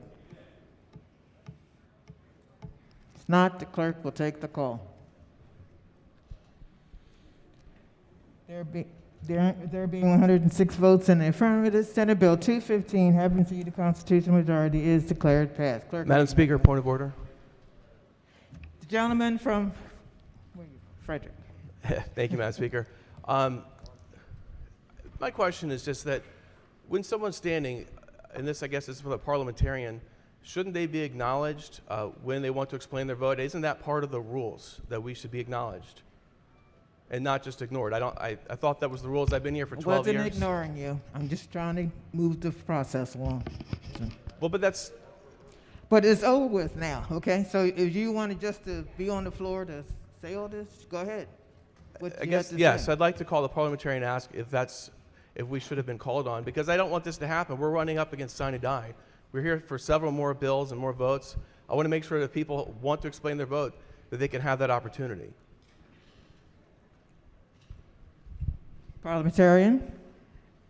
Thank you, Madam Speaker. As I have mentioned on the floor before, and thank you, Delegate, for the question, the Speaker does control the floor and gets to make the calls. I think that Madam Speaker is trying to move us along efficiently.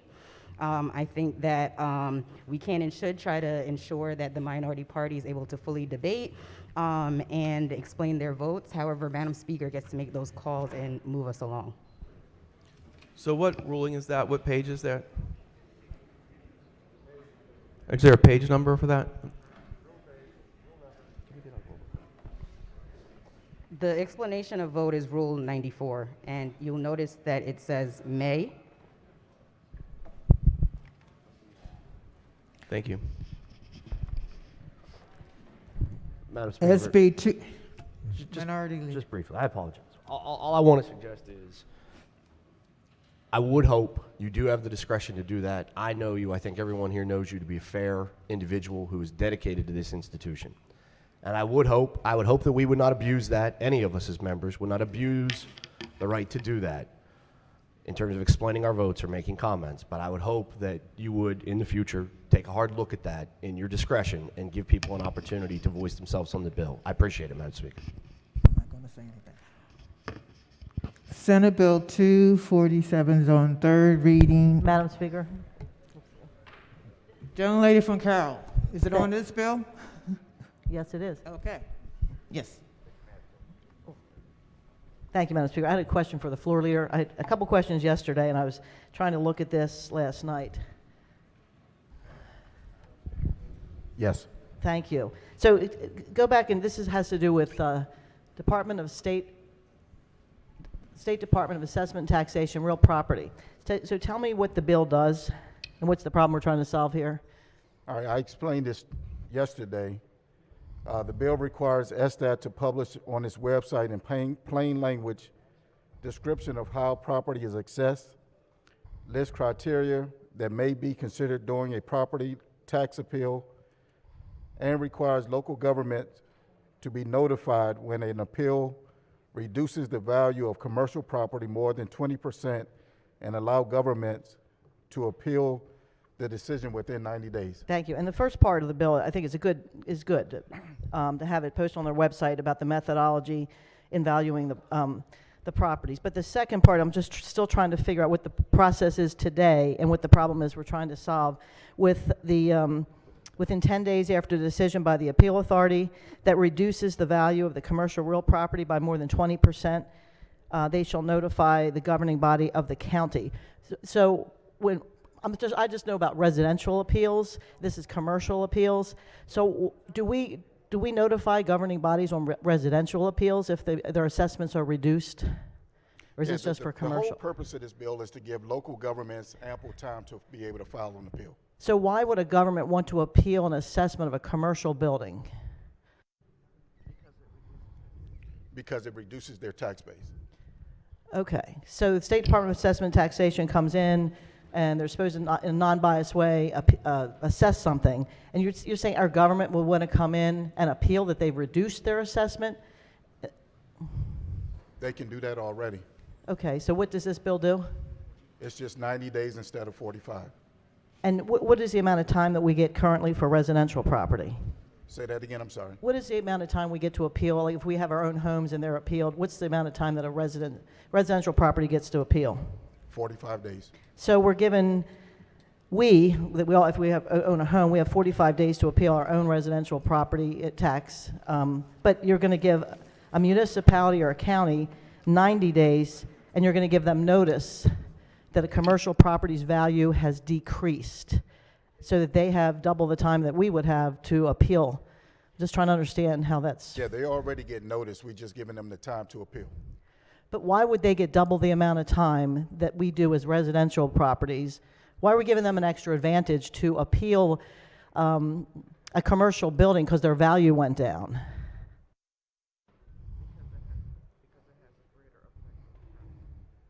Yeah. It has a greater effect on the property tax base for commercial property, and that's why. Well, and when residential property goes down, it has an effect on their tax base too, but I think many of us have been through that appeal process before, and it seems like it's unequal for residential versus have the counties and the towns to have a 90-day period of time to appeal. It just seems inequitable to me. And it seems like at what level on the appeal authority do they have to send out the notice to the towns and the counties?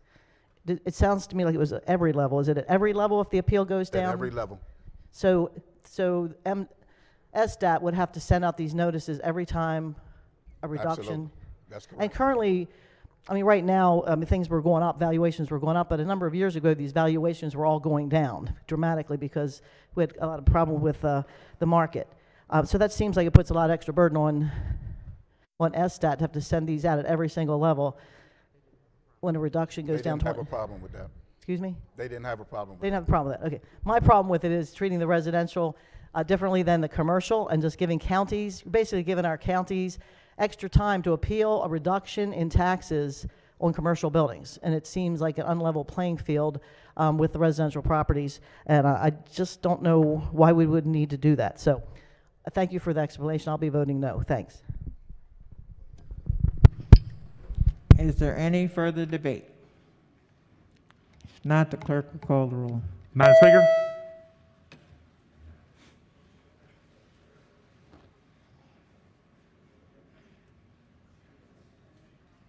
Has everyone recorded their vote? Does anyone care to change their vote? If not, the clerk will take the call. There being 95 votes in the affirmative, Senate Bill 247, having received the constitutional majority, is declared passed. Clerk, read next bill. Senate Bill 310, Anne Arundel County and City of Annapolis Small Minority and Women-Owned Business Account, Local State of Emergency. Is on third reading and final passage. Is there any debate? If not, the clerk will call the roll. Madam Speaker? Has everyone recorded their vote? Does anyone care to change their vote? If not, the clerk will take the call. There being 129 votes in the affirmative, Senate Bill 310, having received the constitutional majority, is declared passed. Clerk, read next bill. Senate Bill 421, Primary and Secondary Schools Bus Driver Wages Study. Is on Madam third. Speaker.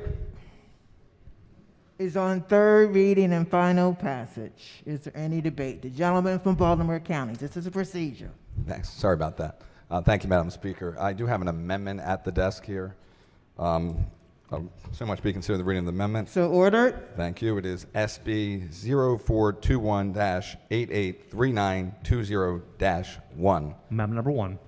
So I brought this amendment. I think it should be a friendly amendment considering we just passed a study about 10, 15 minutes ago on cannabis, that this amendment should be considered that simply studies. I've offered this amendment after I came across a story about violence on school buses about a month or so ago. It was shot down, unfortunately. Then recently I came across another story, this from Project Baltimore, of violence that took place on a bus. All the amendment does is basically say we're going to study bus safety for the students and the drivers. And I'm just going to read a couple sentences here from the story from Project Baltimore. Quote, "A bloody school bus fight is caught on camera. While it's difficult to watch, the incident could be part of a bigger problem. It's the latest example of concerns that bus drivers and parents have been voicing over school bus safety. The video shows two students fighting on what we're told was a Baltimore County school bus. One student is seen stomping another child. As the bus driver yells to stop, one student gets off the bus with his head bleeding." Now, after I was interviewed about that story and after the story came out and was public, I started receiving dozens of calls, emails, Facebook comments on how serious of an issue this is. Not just the wages, but the issue of student and bus driver safety. I have a whole bunch of stacks. I'll just read from one of them to save time here, but I think it's very important to read what came from a bus driver. Her first name, Debbie. I'll just extract her last name. "Hello, I am a Baltimore County bus driver and I service the Parkville area schools. I'm so happy to see that you're trying to look into this reason that there is such a shortage of bus drivers. I want to tell you that you're absolutely right. School bus safety is a serious problem and a concern to Baltimore County bus drivers, and it is the reason many drivers are leaving and considering leaving. She says, you hit the nail on the head when you stated that fights and behavior on those buses is a dangerous issue not only to the students and the bus drivers, but also the community where these buses are driving. I've been driving a school bus for 12 years, and every year it has gotten more and more dangerous and unbelievably hard to control the environment on the bus. Any driver on my lot will tell you how bad it is and that they are considering leaving for their safety, and also for the stress of trying to stop the behavior and getting absolutely no help from anyone at all. Not the school, not the lot, not the parents. I feel the same. I'm also I'm seriously considering leaving. I mean, the article goes, or the email goes on. I have another one here, another one here, another one here. Again, hundreds of comments when the Fox Baltimore did the story. I think this is something that we need to take serious, and we need to add on. This is just a study. So I push the amendment, Madam Speaker. Madam Speaker. Vice Chair of the committee. Thank you, Madam Speaker. I asked the body to resist this amendment. Again, we had this amendment on the cross-file of the House bill, and we resisted that amendment just because the number one issue among bus drivers, because I listened to bus drivers themselves, and the study suggests that the number one issue is wages. The number one issue is benefits. That's what are attracting people to this profession, and so that's what this bill focuses on. And that's what this bill should focus on now and continue to. It ends in September, and we want to get that before the school year starts. So when we get the proposal from the Department of Transportation, the school systems will be able to make changes so we can attract people to the profession. So I urge the body to reject this amendment for those reasons. Thank you, Madam Speaker. Maker of Madam the Speaker. amendment. Thank you, and to the floor leader, I appreciate your comments. I do have a question, and just for my knowledge, was it asked, or how was it asked, whether safety issues were a concern in your poll, or? This is a poll done by the National School Transportation Association. So this was done by them. It was about 1,500 school transportation workers, and they found the following: 51% of respondents categorized that nationwide driver shortages are severe due to wages. But the question of safety, was that even asked? I can't tell you that at this moment. I don't have that answer for you. Okay, well, because that makes a massive difference whether or not they were even asked. Because if you ask somebody about wages and they say, of course they're going to say we want to get paid more. I mean, everybody wants to get paid more, and that is a serious issue, and then we need to study. I don't even know if safety was asked. However, I do have, again, several, and I appreciate it. I don't think that answer is satisfactory for any of the parents that I talked to on the phone, especially the ones that were involved in the incident. I don't think it's very satisfactory at all to the parents that reached out that say their kids are being bullied on the bus, or that their kid was beaten up. And I also have comments here from a bus driver from Baltimore County that's retired that says it makes me upset when BCPS drivers complain about pay. They have a benefit package that is unbelievable, she says. Someone needs to tally up what the benefit package is worth. Maybe see what it amounts to when they add in all the sick time, sick bank, health insurance, eye care, dental, etc. So again, I have no problem studying that. But to simply say that we do not need a study on whether this is a safety issue or not, based solely off a poll that we don't even know if they even considered safety as being an issue, and when we have a story after story, it's just, I think it's irresponsible to not do what we can as a body to make sure we ensure the safety of all these students. So I continue to press the amendment, Madam Speaker. Gentlelady from Baltimore County. Madam Speaker. Thank you, Madam Speaker. I urge the body to accept this amendment. Let's not put our head in the sand. If you have not heard or seen of problems of school safety on your buses, you're frankly not paying attention. This is widespread. The one incident that is again on the news this morning is from Perry Hall Middle, the middle school that is in District 7 and District 8. Both moms of the boys involved in this incident went on the news and said, the school is not addressing safety issues. They had a school board meeting last night, and the superintendent of this public schools, Baltimore County Public Schools, failed to address this issue. even while Fox 45 was at the door asking about this issue. This is about children's safety. Yes, we should know about wages. Of course, that's important.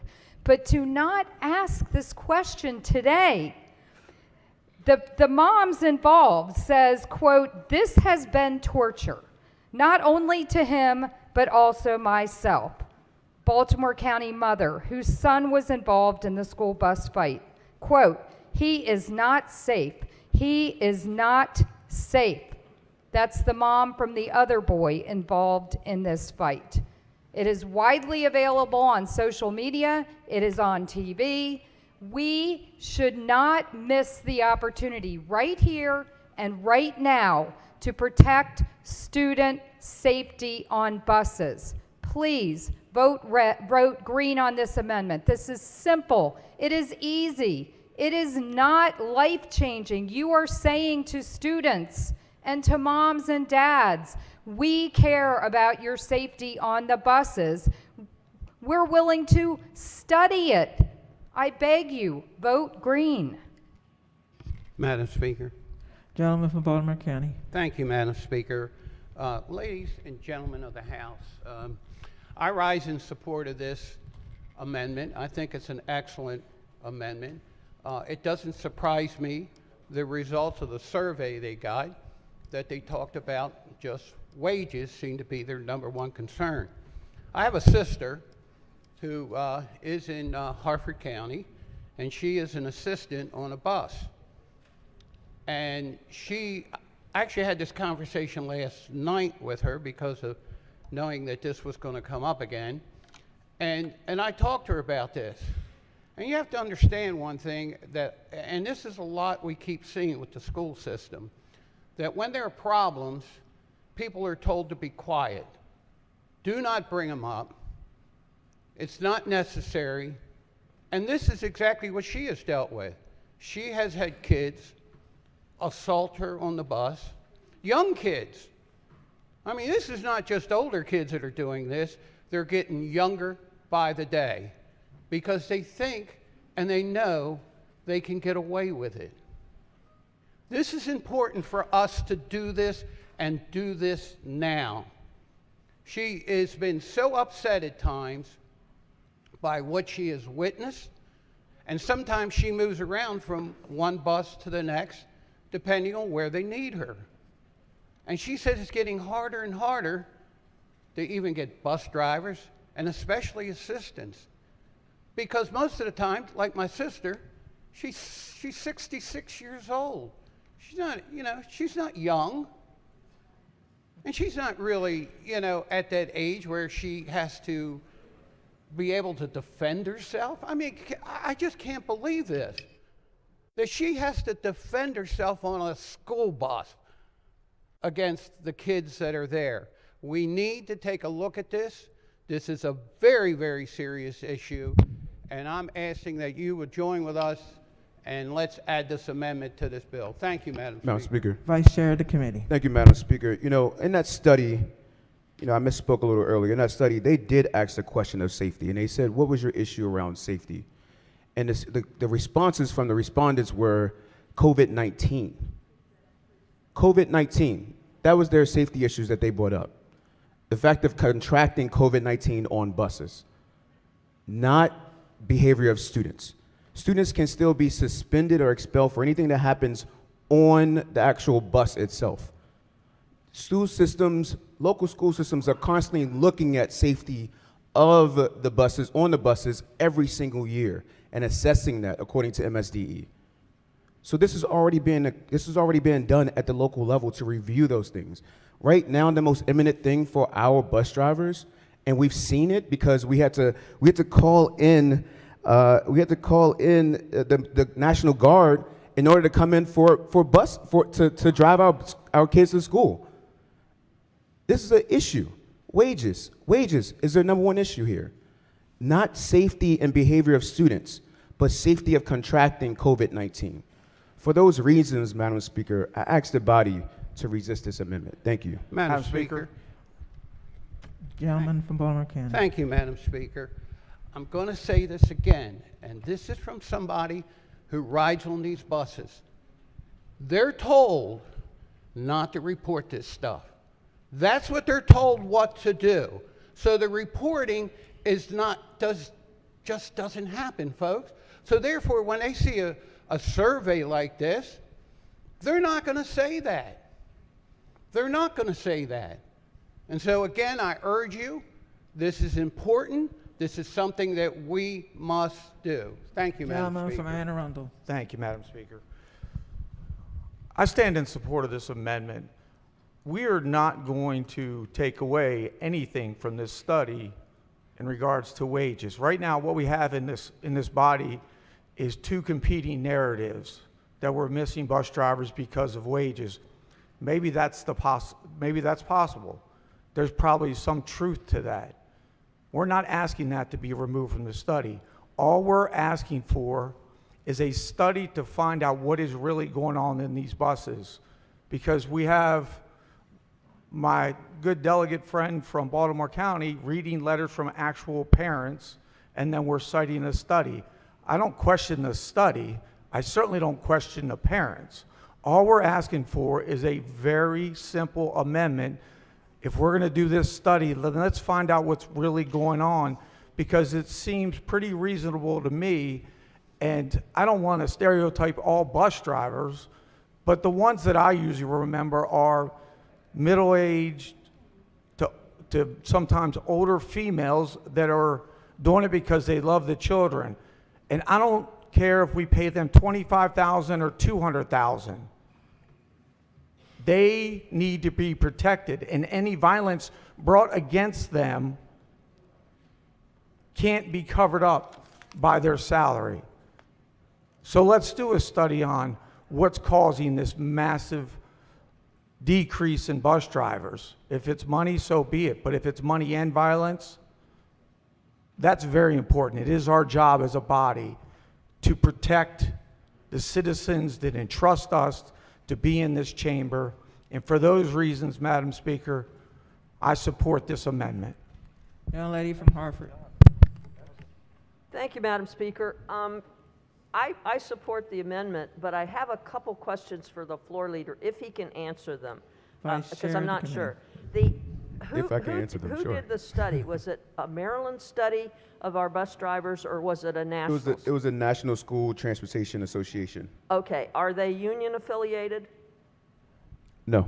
Okay, so if it was national, it covered the whole United States, the whole 50 states? I think that's what national means. Okay. Well, COVID-19, I would suspect other states were doing virtual as well as Maryland. So if the big complaint was COVID-19, they probably did not have the number of children on the bus that they would have if there was no COVID-19. Is that fair to say? Yeah, the number one, I mean, the maker of the amendment brought up that safety was a concern of bus drivers.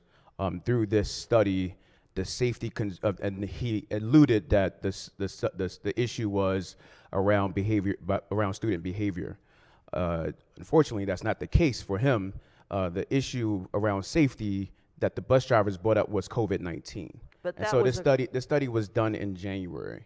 In the study January of this year. What year? This year. This year, okay. Well, needless to say, things have been very dynamic. I guess what I would say is, I would say that basically we've seen a lot of problems, violence on the public bus system. You know, we've heard of fights on school bus systems, and they are the kids. And we've got kids from kindergarten going on the buses. We've got kids all the way through high school, and I don't see the harm in this amendment. It basically allows us to get a good picture of what's going on, because we don't know. As we say, we have sort of the tale of two cities here, or the tale of two buses, and the quality of the environment. So I would just urge the body to please, if it's a national study, we really need to draw down on what's going on in Maryland. We don't need to worry about what's happening all over the country. So I would support this amendment. I think it's a good amendment. and it's going to let us do the right thing. Thank you, Madam Madam Speaker. Speaker. Vice Chair of the committee. Thank you, Madam Speaker. Just to respond to that, and I said a little earlier, this has already been conducted by the local school systems where they're reviewing constantly the safety on schools. And again, I know that there's a attack on students and that students are so bad that we have to figure out how to make sure they're right and all the other stuff. Look, there's already protocols put in place for if a student misbehaves on the bus, and they can be suspended or expelled or whatever the call may be for that particular purpose, or there's restorative practices for that student that they can go into. This amendment is just not necessary. It's already been done. We're narrowly focusing this study, which we want done. This is an emergency bill. We want done because we need school bus drivers. We don't need to call in the National Guard next year to make sure we can get our students to school. We want our schools to be safe, but we want our kids to also be able to get to school on time. I've heard from multiple parents as I go around knocking on doors of how their students don't come home until 6 or 7 o'clock at night after school.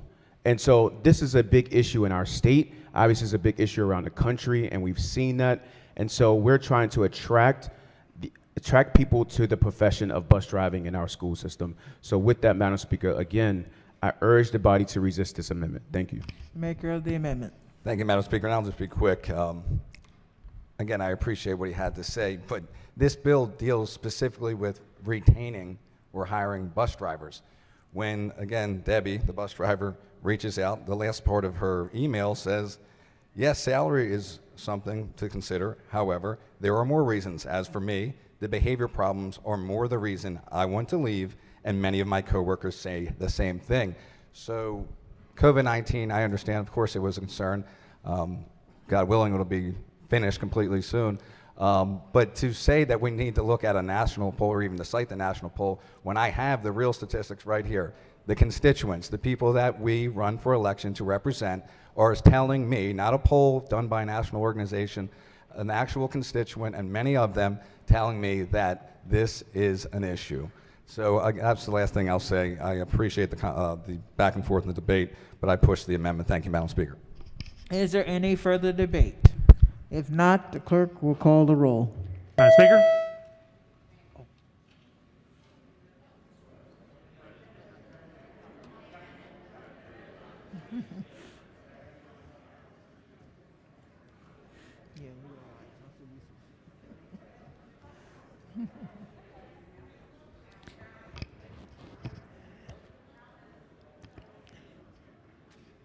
Has everyone recorded their vote?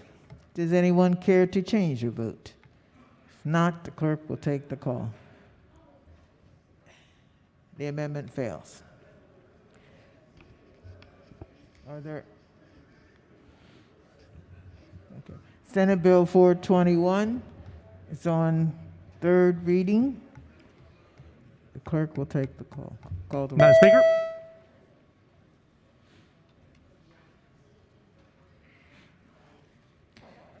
Has everyone recorded their vote? Does anyone care to change their vote? If not, the clerk will take the call. There being 137 votes in the affirmative, Senate Bill 421, having received a constitutional majority, is declared passed. Clerk, read next bill.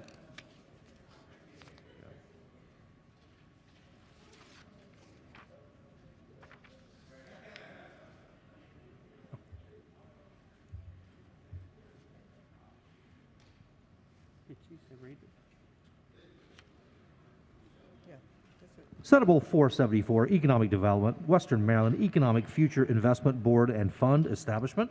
Is on third reading and final passage. Is there any debate? If not, the clerk will call the roll. Madam Speaker? Has everyone recorded their vote? Does anyone care to change their vote? If not, the clerk will take the call. There being 136 votes in the affirmative, Senate Bill 474, having received the constitutional majority, is declared passed. Madam Speaker. Young lady from Carroll. Thank you. Vote change on House Bill 405 to no. Thank you. Gentleman from Frederick. Vote change SB 215 to green. Thanks. Any further vote change? Calendar of third reading, Senate Bills number 36. Clerk, read the first bill. Senate Bill 61, Maryland Transit Administration, conversion to zero-emission buses, Zero-Emission Bus Transition Act revisions. Is on third reading and final passage. Is there any debate? If not, the clerk will call the roll. Madam Speaker? Has everyone recorded their vote? Does anyone care to change their vote? If not, the clerk will take the call. There being 98 votes in the affirmative, Senate Bill 61, having received a constitutional majority, is declared passed. Clerk, read the next bill. Senate Bill 80, motor vehicle registration, exceptions for golf carts, Hooper's Island and Taylor's Island. Is on third reading and final passage. Is there any debate? If not, the clerk will call the roll. Madam Speaker? Has everyone recorded their vote? Does anyone care to change their vote? If not, the clerk will take the call. There being 138 votes in the affirmative, Senate Bill 80, having received a constitutional majority, is declared passed. Clerk, read next bill. Senate Bill 219, Office of Cemetery Oversight, Sunset Extension. Is on third reading and final passage. Is there any debate? If not, the clerk will call the roll. Madam Speaker? Has everyone recorded their vote? Does anyone care to change their vote? If not, the clerk will take the call. There being 138 votes in the affirmative, Senate Bill 219, having received a constitutional majority, is declared passed. Clerk, read next bill. Senate Bill 489, Queen Anne's County, Public Safety, Buildings Used for Agritourism. Is on third reading and final passage. Is there any debate? If not, the clerk will call the roll. Madam Speaker? Has everyone recorded their vote? Does anyone care to change their vote? If not, the clerk will take the call. There being 138 votes in the affirmative, Senate Bill 489, having received a constitutional majority, is declared passed. Clerk, read next bill. Senate Bill 665, Natural Resources, Healing, Hunting, and Fishing Fund, no-cost licenses and stamps. Is on third reading and final passage. Is there any debate? If not, the clerk will call the roll. Madam Speaker? Has everyone recorded their vote? Does anyone care to change their vote? If not, the clerk will take the call. There being 138 votes in the affirmative, Senate Bill 665, having received a constitutional majority, is declared passed. Clerk, read the next bill. Senate Bill 830, Natural Resources, Oysters, Spat, Shells, and Substrate. Is on third reading and final passage. Is there any debate? Madam Speaker. Gentleman from Talbot. Thank you, Madam Speaker. I have an amendment at the desk. It's 353522/1. Amendment number 1. Move so much be the reading of the amendment. So ordered. Thank you, Madam Speaker. Before I offer this amendment, I want to thank the Department of Legislative Services and all the amendments they've helped me with in addressing this bill. It's been up, the House bills come through, the Senate bills come through. We've drafted a number of amendments. They haven't been offered. In trying to work them through the committee, they weren't accepted. They were intended to improve the bill. I'm opposed to the underlying bill. This amendment would change that position. Oftentimes I'll offer amendments, and sometimes they've been accepted, and I still voted against the bill. But this would make a difference in this legislation, the underlying bill. The amendment creates, it's very simple, a pilot program, a 5-year rotational harvest pilot program for oyster recruitment. In the pilot program, it would give the Department of Natural Resources the authority to set rules and guidelines for rotational harvest. So people are not set aside by what that would mean. Rotational harvest would authorize the Department of Natural Resources to promote or allow a harvesting in a sanctuary. And so if you think about that, I know there's this general philosophy that if we didn't harvest oysters, that the oyster population would come back, phenomenally. But the science doesn't show that. We've got a oyster sanctuary survey that came out this year, and over half of our sanctuaries are either dead or they're close to it. They're dying. Something that isn't mentioned and is the practices that we've taken on in the state of Maryland for oyster management. If you look back to the Ehrlich administration, we changed course. We implemented something called power dredging. At the time, power dredging was highly controversial. It was seen as a boon for the watermen, and it would be destruction for the bay.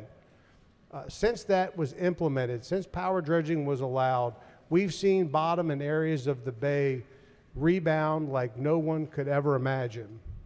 Unfortunately, shortly thereafter, when the O'Malley administration took power, our oyster management policies changed dramatically. We implemented a bay-wide sanctuary program, and you may have heard about this, that a minimal amount of our bottom is put into sanctuary. That's not just misleading, it's just false. Those sanctuaries were half of our good oyster bottom. So half of the bottom that was producing oysters was put into sanctuaries. Those are the areas that were just reported to be dying or dead. We know right now the areas in the Chesapeake Bay that are the best, the strongest, the most astounding are those that are worked in the public fishery. This amendment creates a 5-year pilot program, a limited pilot program, to implement rotational harvest.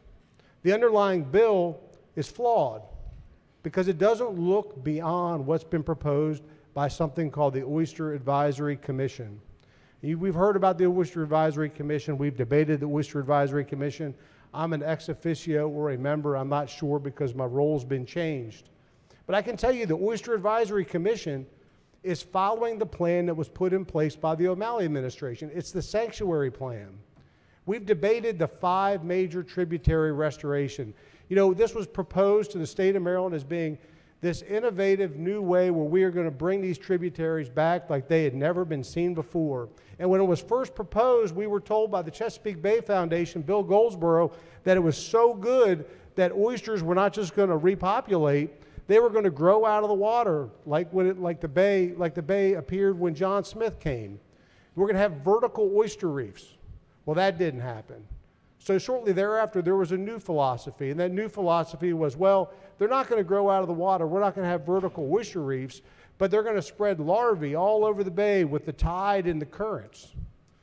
That hasn't proven to be true. The next narrative that's been given to us is that, well, we're no longer going to do these major tributary restoration using federal money. We're going to use state money. And somehow, by using state money, that's a better approach to what we're doing with oyster restoration. Those are distractions. Those are distractions. What's going on right now in the Bay is not good because our sanctuaries aren't doing what they're supposed to do. Now, there's a proposal at the Board of Public Works. It's very controversial. Our Baltimore County delegation will yell, kick, and scream about it. It's to take less than 10% of man-o-war shoal and use that shell, which would supply the bay for many years, to help repropagate oyster areas, oyster habitat.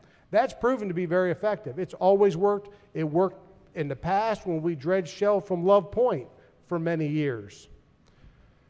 Okay, so if man-o-war shoals is going to be put on hold, what are we going to do to grow oysters? This is the next best option. It's rotational harvest. And it's not a windfall for the watermen. This is a good practice. It works. Virginia is light years ahead of us right now. They use rotational harvest. No one wants to propose it. It is not included in this bill, which just continues the current path that we're on right now, which is not working. The public fishery is doing great. They're going to report to us this year that they've caught over 500,000 bushel. They're doing fantastic, and they're doing fantastic because they cultivate and work the bottom. They grow oysters. Sanctuaries don't do that. And I appreciate your indulgence. I know this amendment is coming very late in the process, but in order to have this debate, in order to push a bill forward, this issue has got to be brought up. It must be discussed, and it's absolutely critical to the future of oysters. Otherwise, what we have before us is a bill that says we're doing everything we can for oysters, but we're really not. And that's the reality. And I'll debate the bill a little bit too with this amendment, and that the bill does provide money for spat and shale and restoration work in a place called Eastern Bay, my home, my backyard, a place I know like the back of my hand. And I can tell you, out of that money, the spat and shale that we're putting in, it has a 98% mortality rate. What is the investment on that? There's a Bay Bottom study in here. Oh, by the way, the Eastern Bay, the work in Eastern Bay is already programmed. It's already planned to be done, and it really doesn't need to be in the bill. There's a Bay Bottom study in this bill also. That's also already being prepared to be done, and the University of Maryland Environmental Sciences is included in that. That should be done by the geological study at the Department of Natural Resources. I'll go on and on. I know this is a lot this is a lot for everyone to digest, but let me tell you, add this amendment to the bill and it will taste a lot better. I urge everyone to vote in favor of the amendment. Thank you, Madam Speaker. Floor Leader. Thank you, Madam Speaker. And thank you for providing the amendment ahead of time. As we all know, a lot of work has gone into the bay, into oysters, into aquaculture, into replenishment, into restoration for years and years now. This amendment would take a lot of that work and turn it on its head. I urge the body to reject this amendment.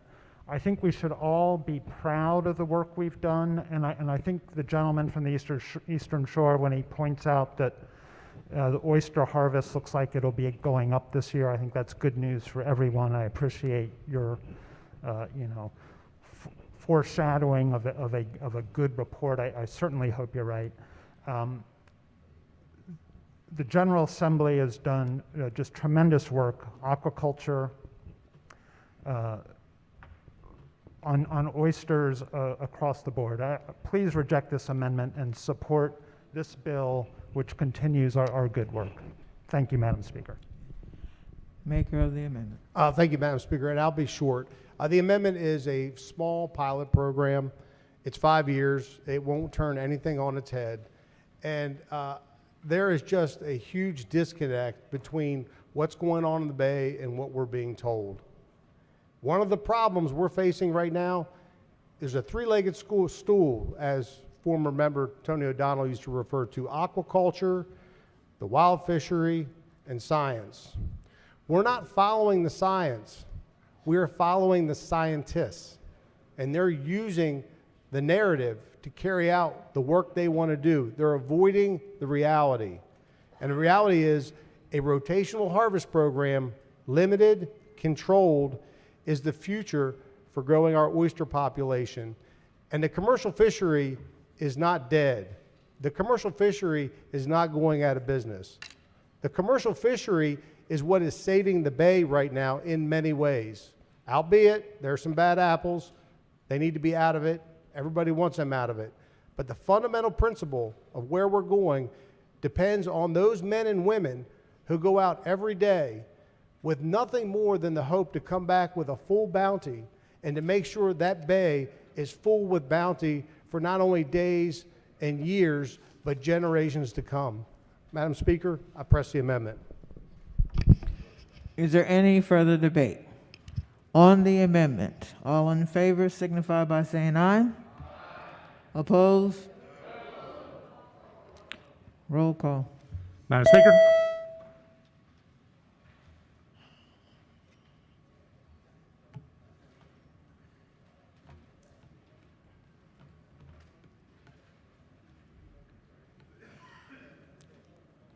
Clerk will take the call.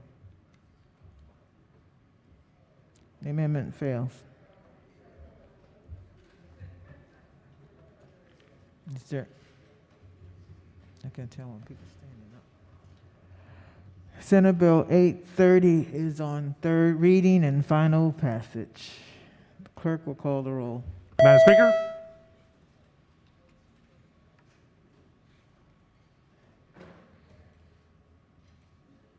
Has everyone recorded their vote? Does anyone care to change their vote? If not, the clerk will take the call. There being 99 votes in the affirmative, Senate Bill 830, having received a constitutional majority, is declared passed. Clerk will read next bill. Senate Bill 900, Cecil County Fishing Revisions. It's on third reading and final passage. Is there any debate? If not, the clerk will call the roll. Madam Speaker. Has everyone recorded their vote? Does anyone care to change their vote? If not, the clerk will take the call. There being 138 votes in the affirmative, Senate Bill 900, having received a constitutional majority, is declared passed. Calendar of third reading, Senate Bills number 37. The clerk will read the first bill. Senate Bill 210, Tax Credits, Employer-Provided Commuter Benefits, Expansion and Administration. It's on third reading and final passage. Is there any debate? The gentleman from Calvert. Thank you, Madam Speaker. I just had a quick question for the floor leader on this. It's a Senate bill. There's no House cross file, so this is a tax credit for employer-provided commuter benefits. What does that mean? So the underlying tax credit is an existing credit. This is a departmental bill that just expands the credit to additional types of commuter benefits. And so what do you get a credit for? So if we're extending the tax credit, what is it being extended to? There are 4 categories that this bill would extend it to. Without looking it up, I think it's carpooling, biking, and walking to work. I can look up the others if you'd like. That's okay. I think it says here scooters. So it's a tax credit for scooters.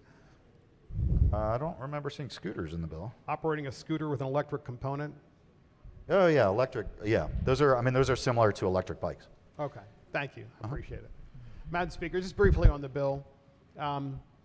Sure seems odd that we're providing tax credits for people to use bicycles and scooters when people need cars. And they need cars, and the reason they can't use their cars is because of the price of gasoline and the unsustainability in our economy of people not being able to afford to use their cars to get to where they need to go. So instead, we have a tax credit for scooters. So I guess we're going to expect people to what? Ride scooters to work now because they can't afford to use their cars? Seems a little silly to me. Sorry for laughing, but it literally is an absurdly stupid policy. For all those reasons, I will not be voting for this incredibly dumb and silly bill. Thank you. The chairman of Environment and Transportation Committee. My company has 2 employees who use a scooter to get to work, and then, of course, they may drive one of the vans or box trucks on a hazardous spill cleanup. And so I think this is a great bill, and it'll benefit 2 of my employees. Is there any further debate? If not, the clerk will call the roll. Madam Speaker.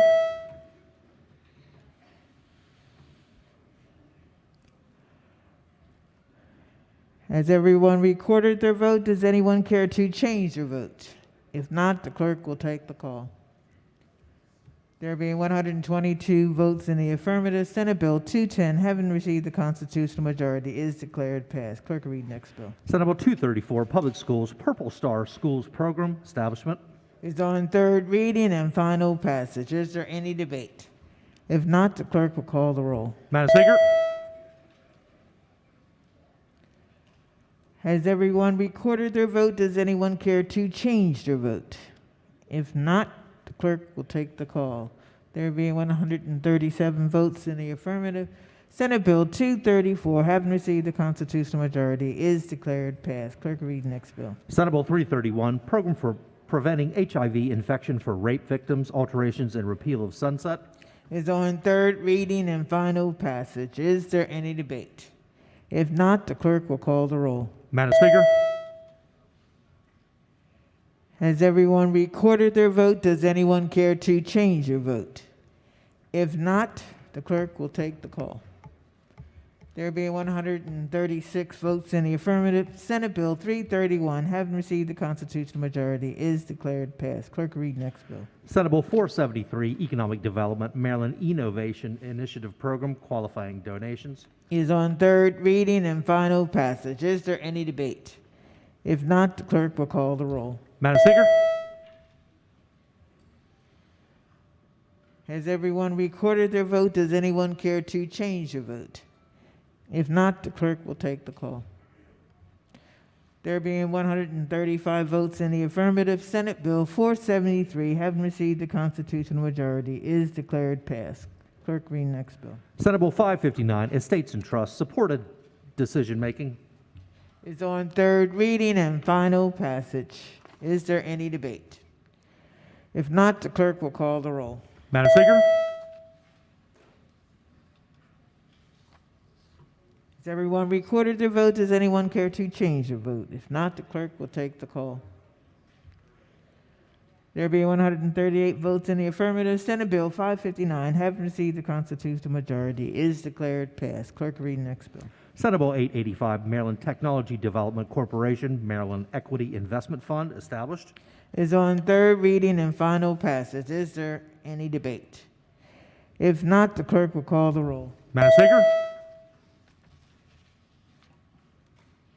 Has everyone recorded their vote? Does anyone care to change their vote? If not, the clerk will take the call. There being 123 votes in the affirmative, Senate Bill 885, having received the constitutional majority, is declared passed. Clerk, read next bill. Senate Bill 929, Admission and Amusement Tax, Sports Wagering, Prohibition. Is on third reading and final passage. Is there any Madam debate? Speaker. Gentleman from Baltimore County. Just a real quick question for the floor leader. Floor leader. Yes. Thank you, floor leader. Can you just tell me what this bill does? The bill, as it's written, prohibits the admission and amusement tax from being imposed on any proceeds from sports wagering. Currently, the bill prohibits admission and admission taxes from being imposed on any proceeds from the operation of video lottery, terminals, and table games. Okay, that sounds like a good bill. I'm just wondering if they have any idea.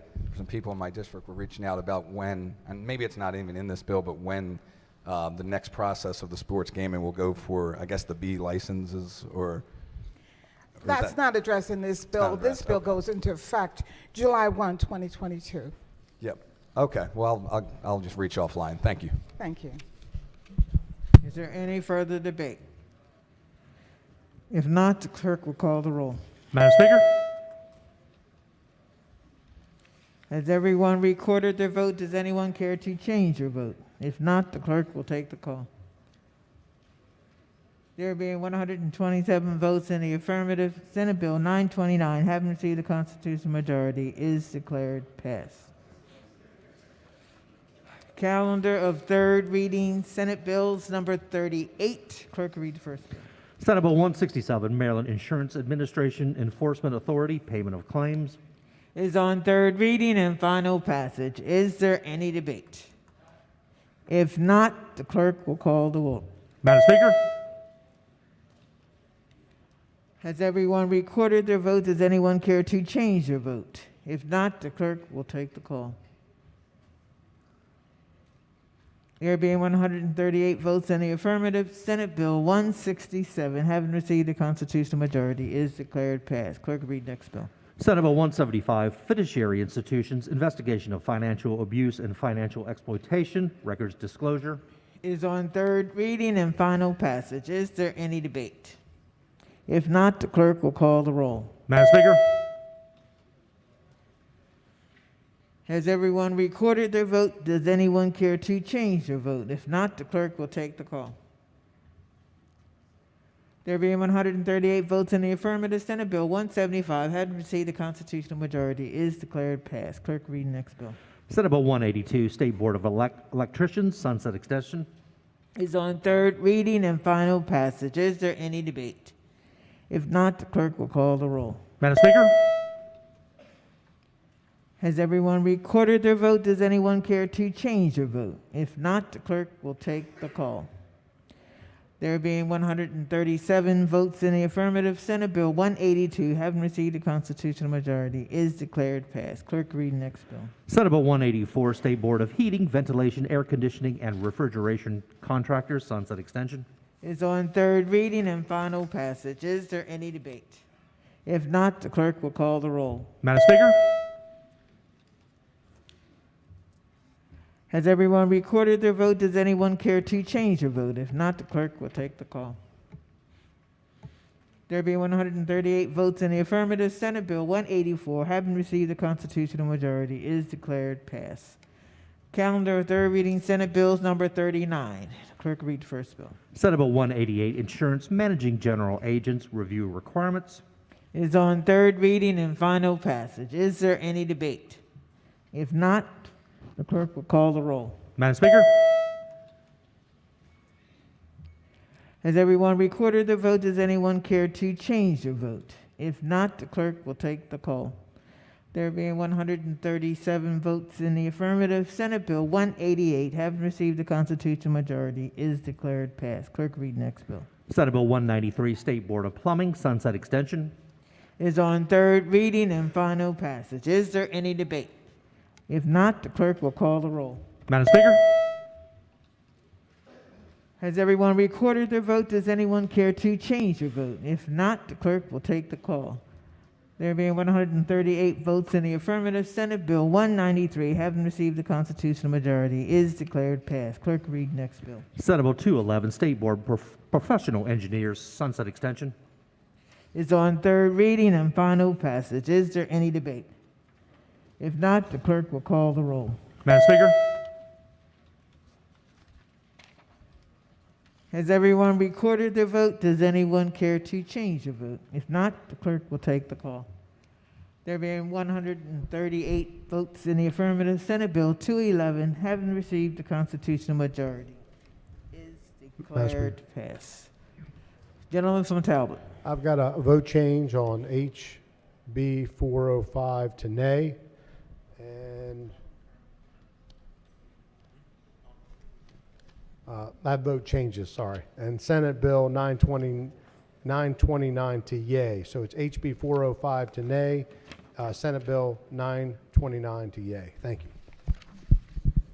Any other vote changes? Okay. Message from the Senate, House Bill 147. The clerk will read the bill. House Bill 147, Maryland Farms and Families Fund, Maryland Food and Agricultural Resiliency Mechanism Grant Program, and Maryland Farm to School Meal Grant Pilot Program, alterations in establishment. Amendment number 1. Clerk will read the message from the Senate. Ladies and gentlemen of the House of Delegates, the Senate does not recede in the Senate amendments and agrees to a conference committee to confer the disagreeing votes of the two houses. The House has appointed Delegate Gilchrist chair, Delegate Otto, and Delegate Washington. The Senate appoints Senator Pinsky chair, Senator Gallion, and Senator Hester. Said bill is returned herewith. Concurrence calendar number 12. The clerk will read the bill and the Senate amendments. Senate Bill 270, Business Regulation, Innkeepers, Maintenance of Guest Records, and Employee Human Trafficking Awareness Training and Policy, Amendment number 1. Recognizing the committee chair. Come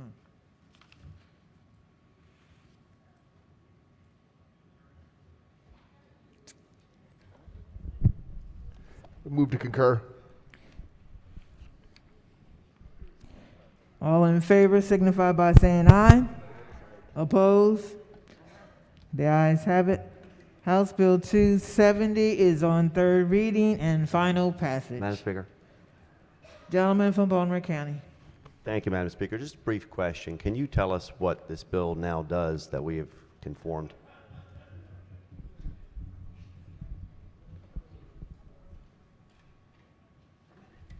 Brief indulgence. We're still looking through the files.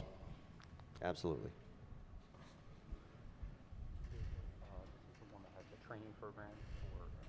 This says the training program for the child exploitation and human trafficking, offering guidance to the innkeepers as far as recognizing potential victims, difference between labor and sex trafficking, and the role of employees in reporting.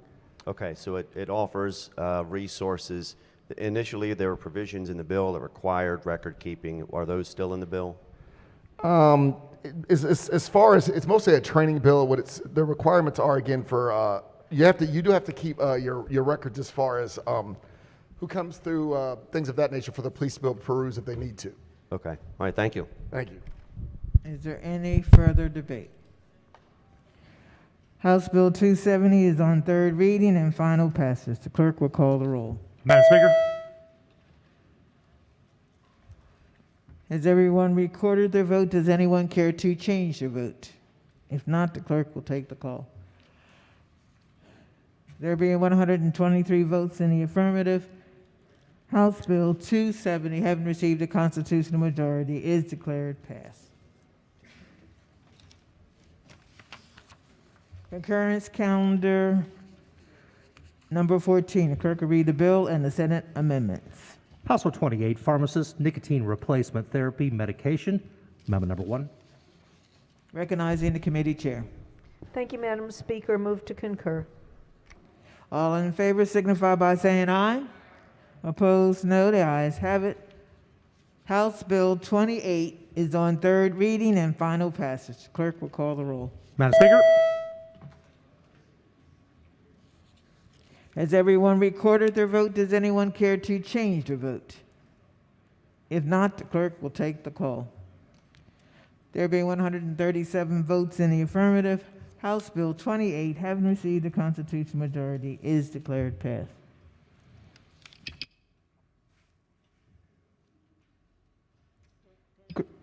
Clerk will read the next bill.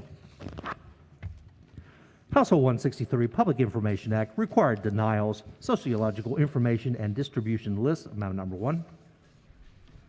Madam Speaker. Recognizing the committee chair. Move to concur.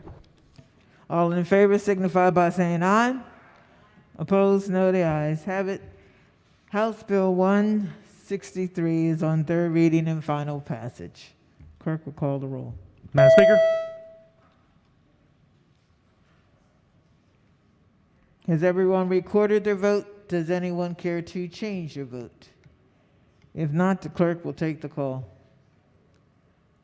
There being 135 votes in the affirmative, House Bill 163, having received a constitutional majority, is declared passed. Clerk will read the next bill. House Bill 279, Veterans Affairs Communications Outreach and Advocacy Program, Veterans Advocacy and Education Act. Amendment number 1. Recognizing the committee chair. Thank you, Madam Speaker. Move to concur. All in favor signify by saying aye. Opposed, no. The ayes have it. House Bill 279 is on third reading and final passage. Clerk will call the roll. Madam Speaker.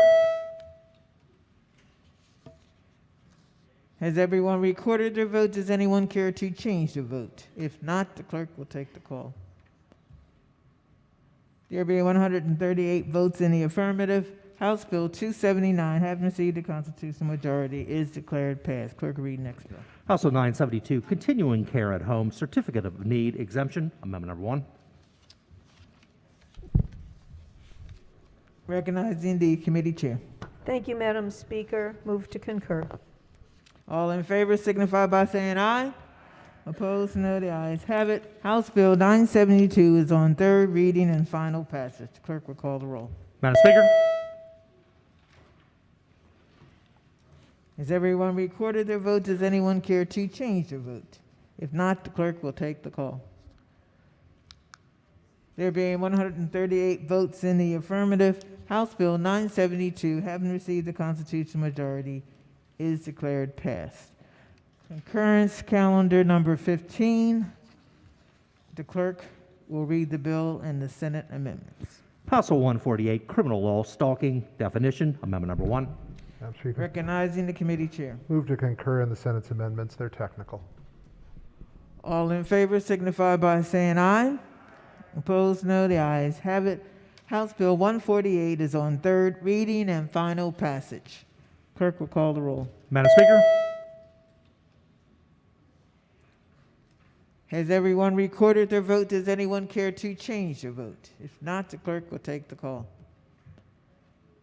There being 138 votes in the affirmative, House Bill 148, having received the constitutional majority, is declared passed. Clerk, read the next bill. House Bill 349, Small Claims Examination in Aid of Enforcement, Prohibition on Arrest or Incarceration for Failure to Appear. Amendment number 1. Recognizing the Vice Chair of the committee. Thank you, Madam Speaker. Move to concur. All in favor signify by saying aye. Opposed, no. The ayes have it. House Bill 349 is on third reading and final passage. The clerk will call the roll. Madam Speaker. Has everyone recorded their vote? Does anyone care to change their vote? If not, the clerk will take the call. There being 111 votes in the affirmative, House Bill 349, having received the constitutional majority, is declared passed. Clerk, read next bill. House Bill 1248, Child Abuse and Neglect Investigations, Timeliness, Amendment number 1. Recognizing the committee chair. Thank you, Madam Speaker. Move to concur in the Senate amendment. All in favor signify by saying aye. Opposed, no. The ayes have it.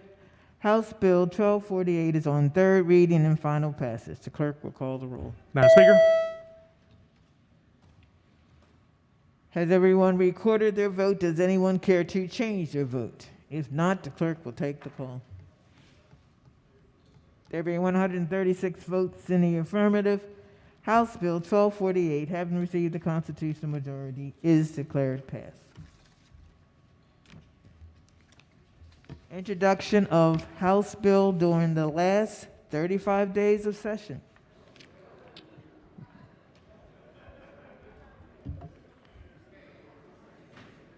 Recognizing the gentlelady from Prince George's County.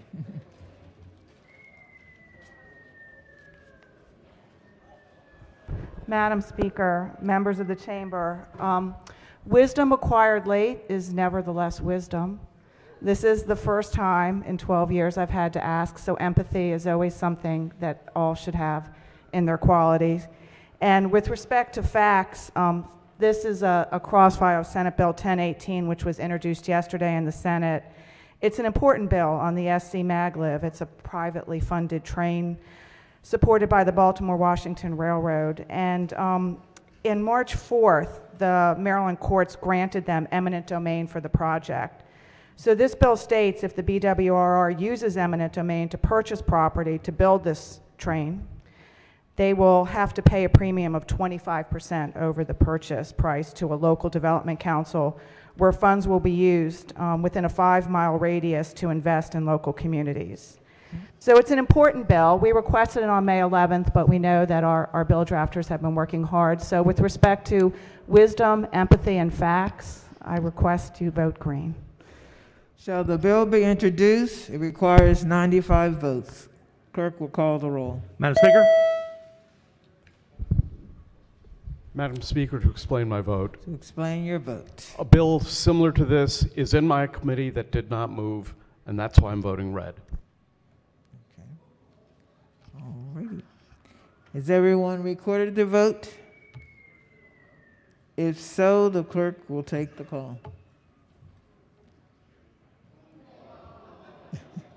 There being 92 votes, 2 votes short. The bill will not be introduced.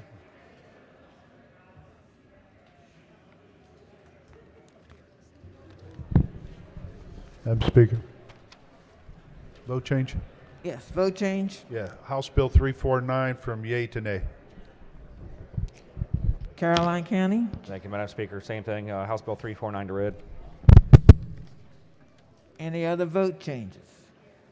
Okay. That ends the work at the desk. There will be no second session.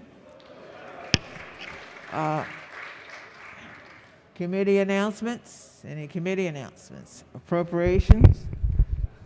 Thank you, Madam Speaker. The full committee will meet today at 1:45. Health and Government Operations. Thank you, Madam Speaker. That committee's public hearing will begin today at 1 p.m. Judiciary. Thank you, Madam Speaker, ladies and gentlemen of the House. House Judiciary will have a subcommittee meeting at 2:30, voting session at 3. Environment and Transportation. Thank you, Madam Speaker. The Environment and Transportation Committee will have a voting session at 1:30. Ways and Means. Thank you, Madam Speaker. The Education Subcommittee will meet immediately following floor session, and the full committee will vote in person at 1:15. Economic Matters. Thank you, Madam Speaker. The House Economic Matters Committee will be meeting for a voting session on Zoom at 2 p.m. Okay. Any other committees? Any caucus announcements? Nope. Okay. Yes, the Republican caucus. Thank you, Madam Speaker. The Republican caucus will meet tomorrow morning at 9:15 a.m. in room 145. Okay, thank you. Any other announcements? Madam Speaker. Gentleman from Frederick. Thank you, Madam Speaker. I am honored today to have two guests in the balcony. The first is my father, Reverend Gary Cox. Appreciate you being here, Dad. And also Baltimore City Republican Councilwoman, Central Committee woman, Mika Muhammad.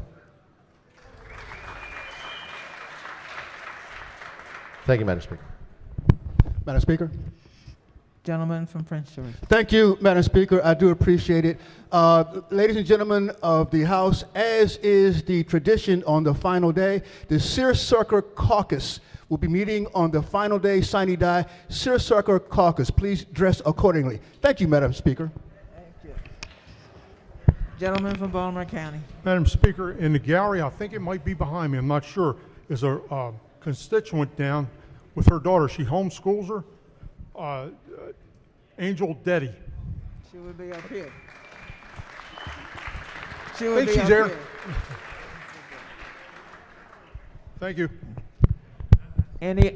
The Chair of Ways and Means. Thank you, Madam Speaker. Correction, the Ways and Means Committee will meet in full and vote in the committee at 1:30. Thank you, Madam Speaker. All right. Quorum call before adjournment. Madam Speaker. Has everyone recorded their presence? Clerk will take the call. Every 136 members present, the House is still in session. Recognizing the Majority Leader. Thank you, Madam Speaker. I move that the House stand adjourned until Friday, April 8th at 10 a.m. 10 a.m. Legislative Day, March 30th.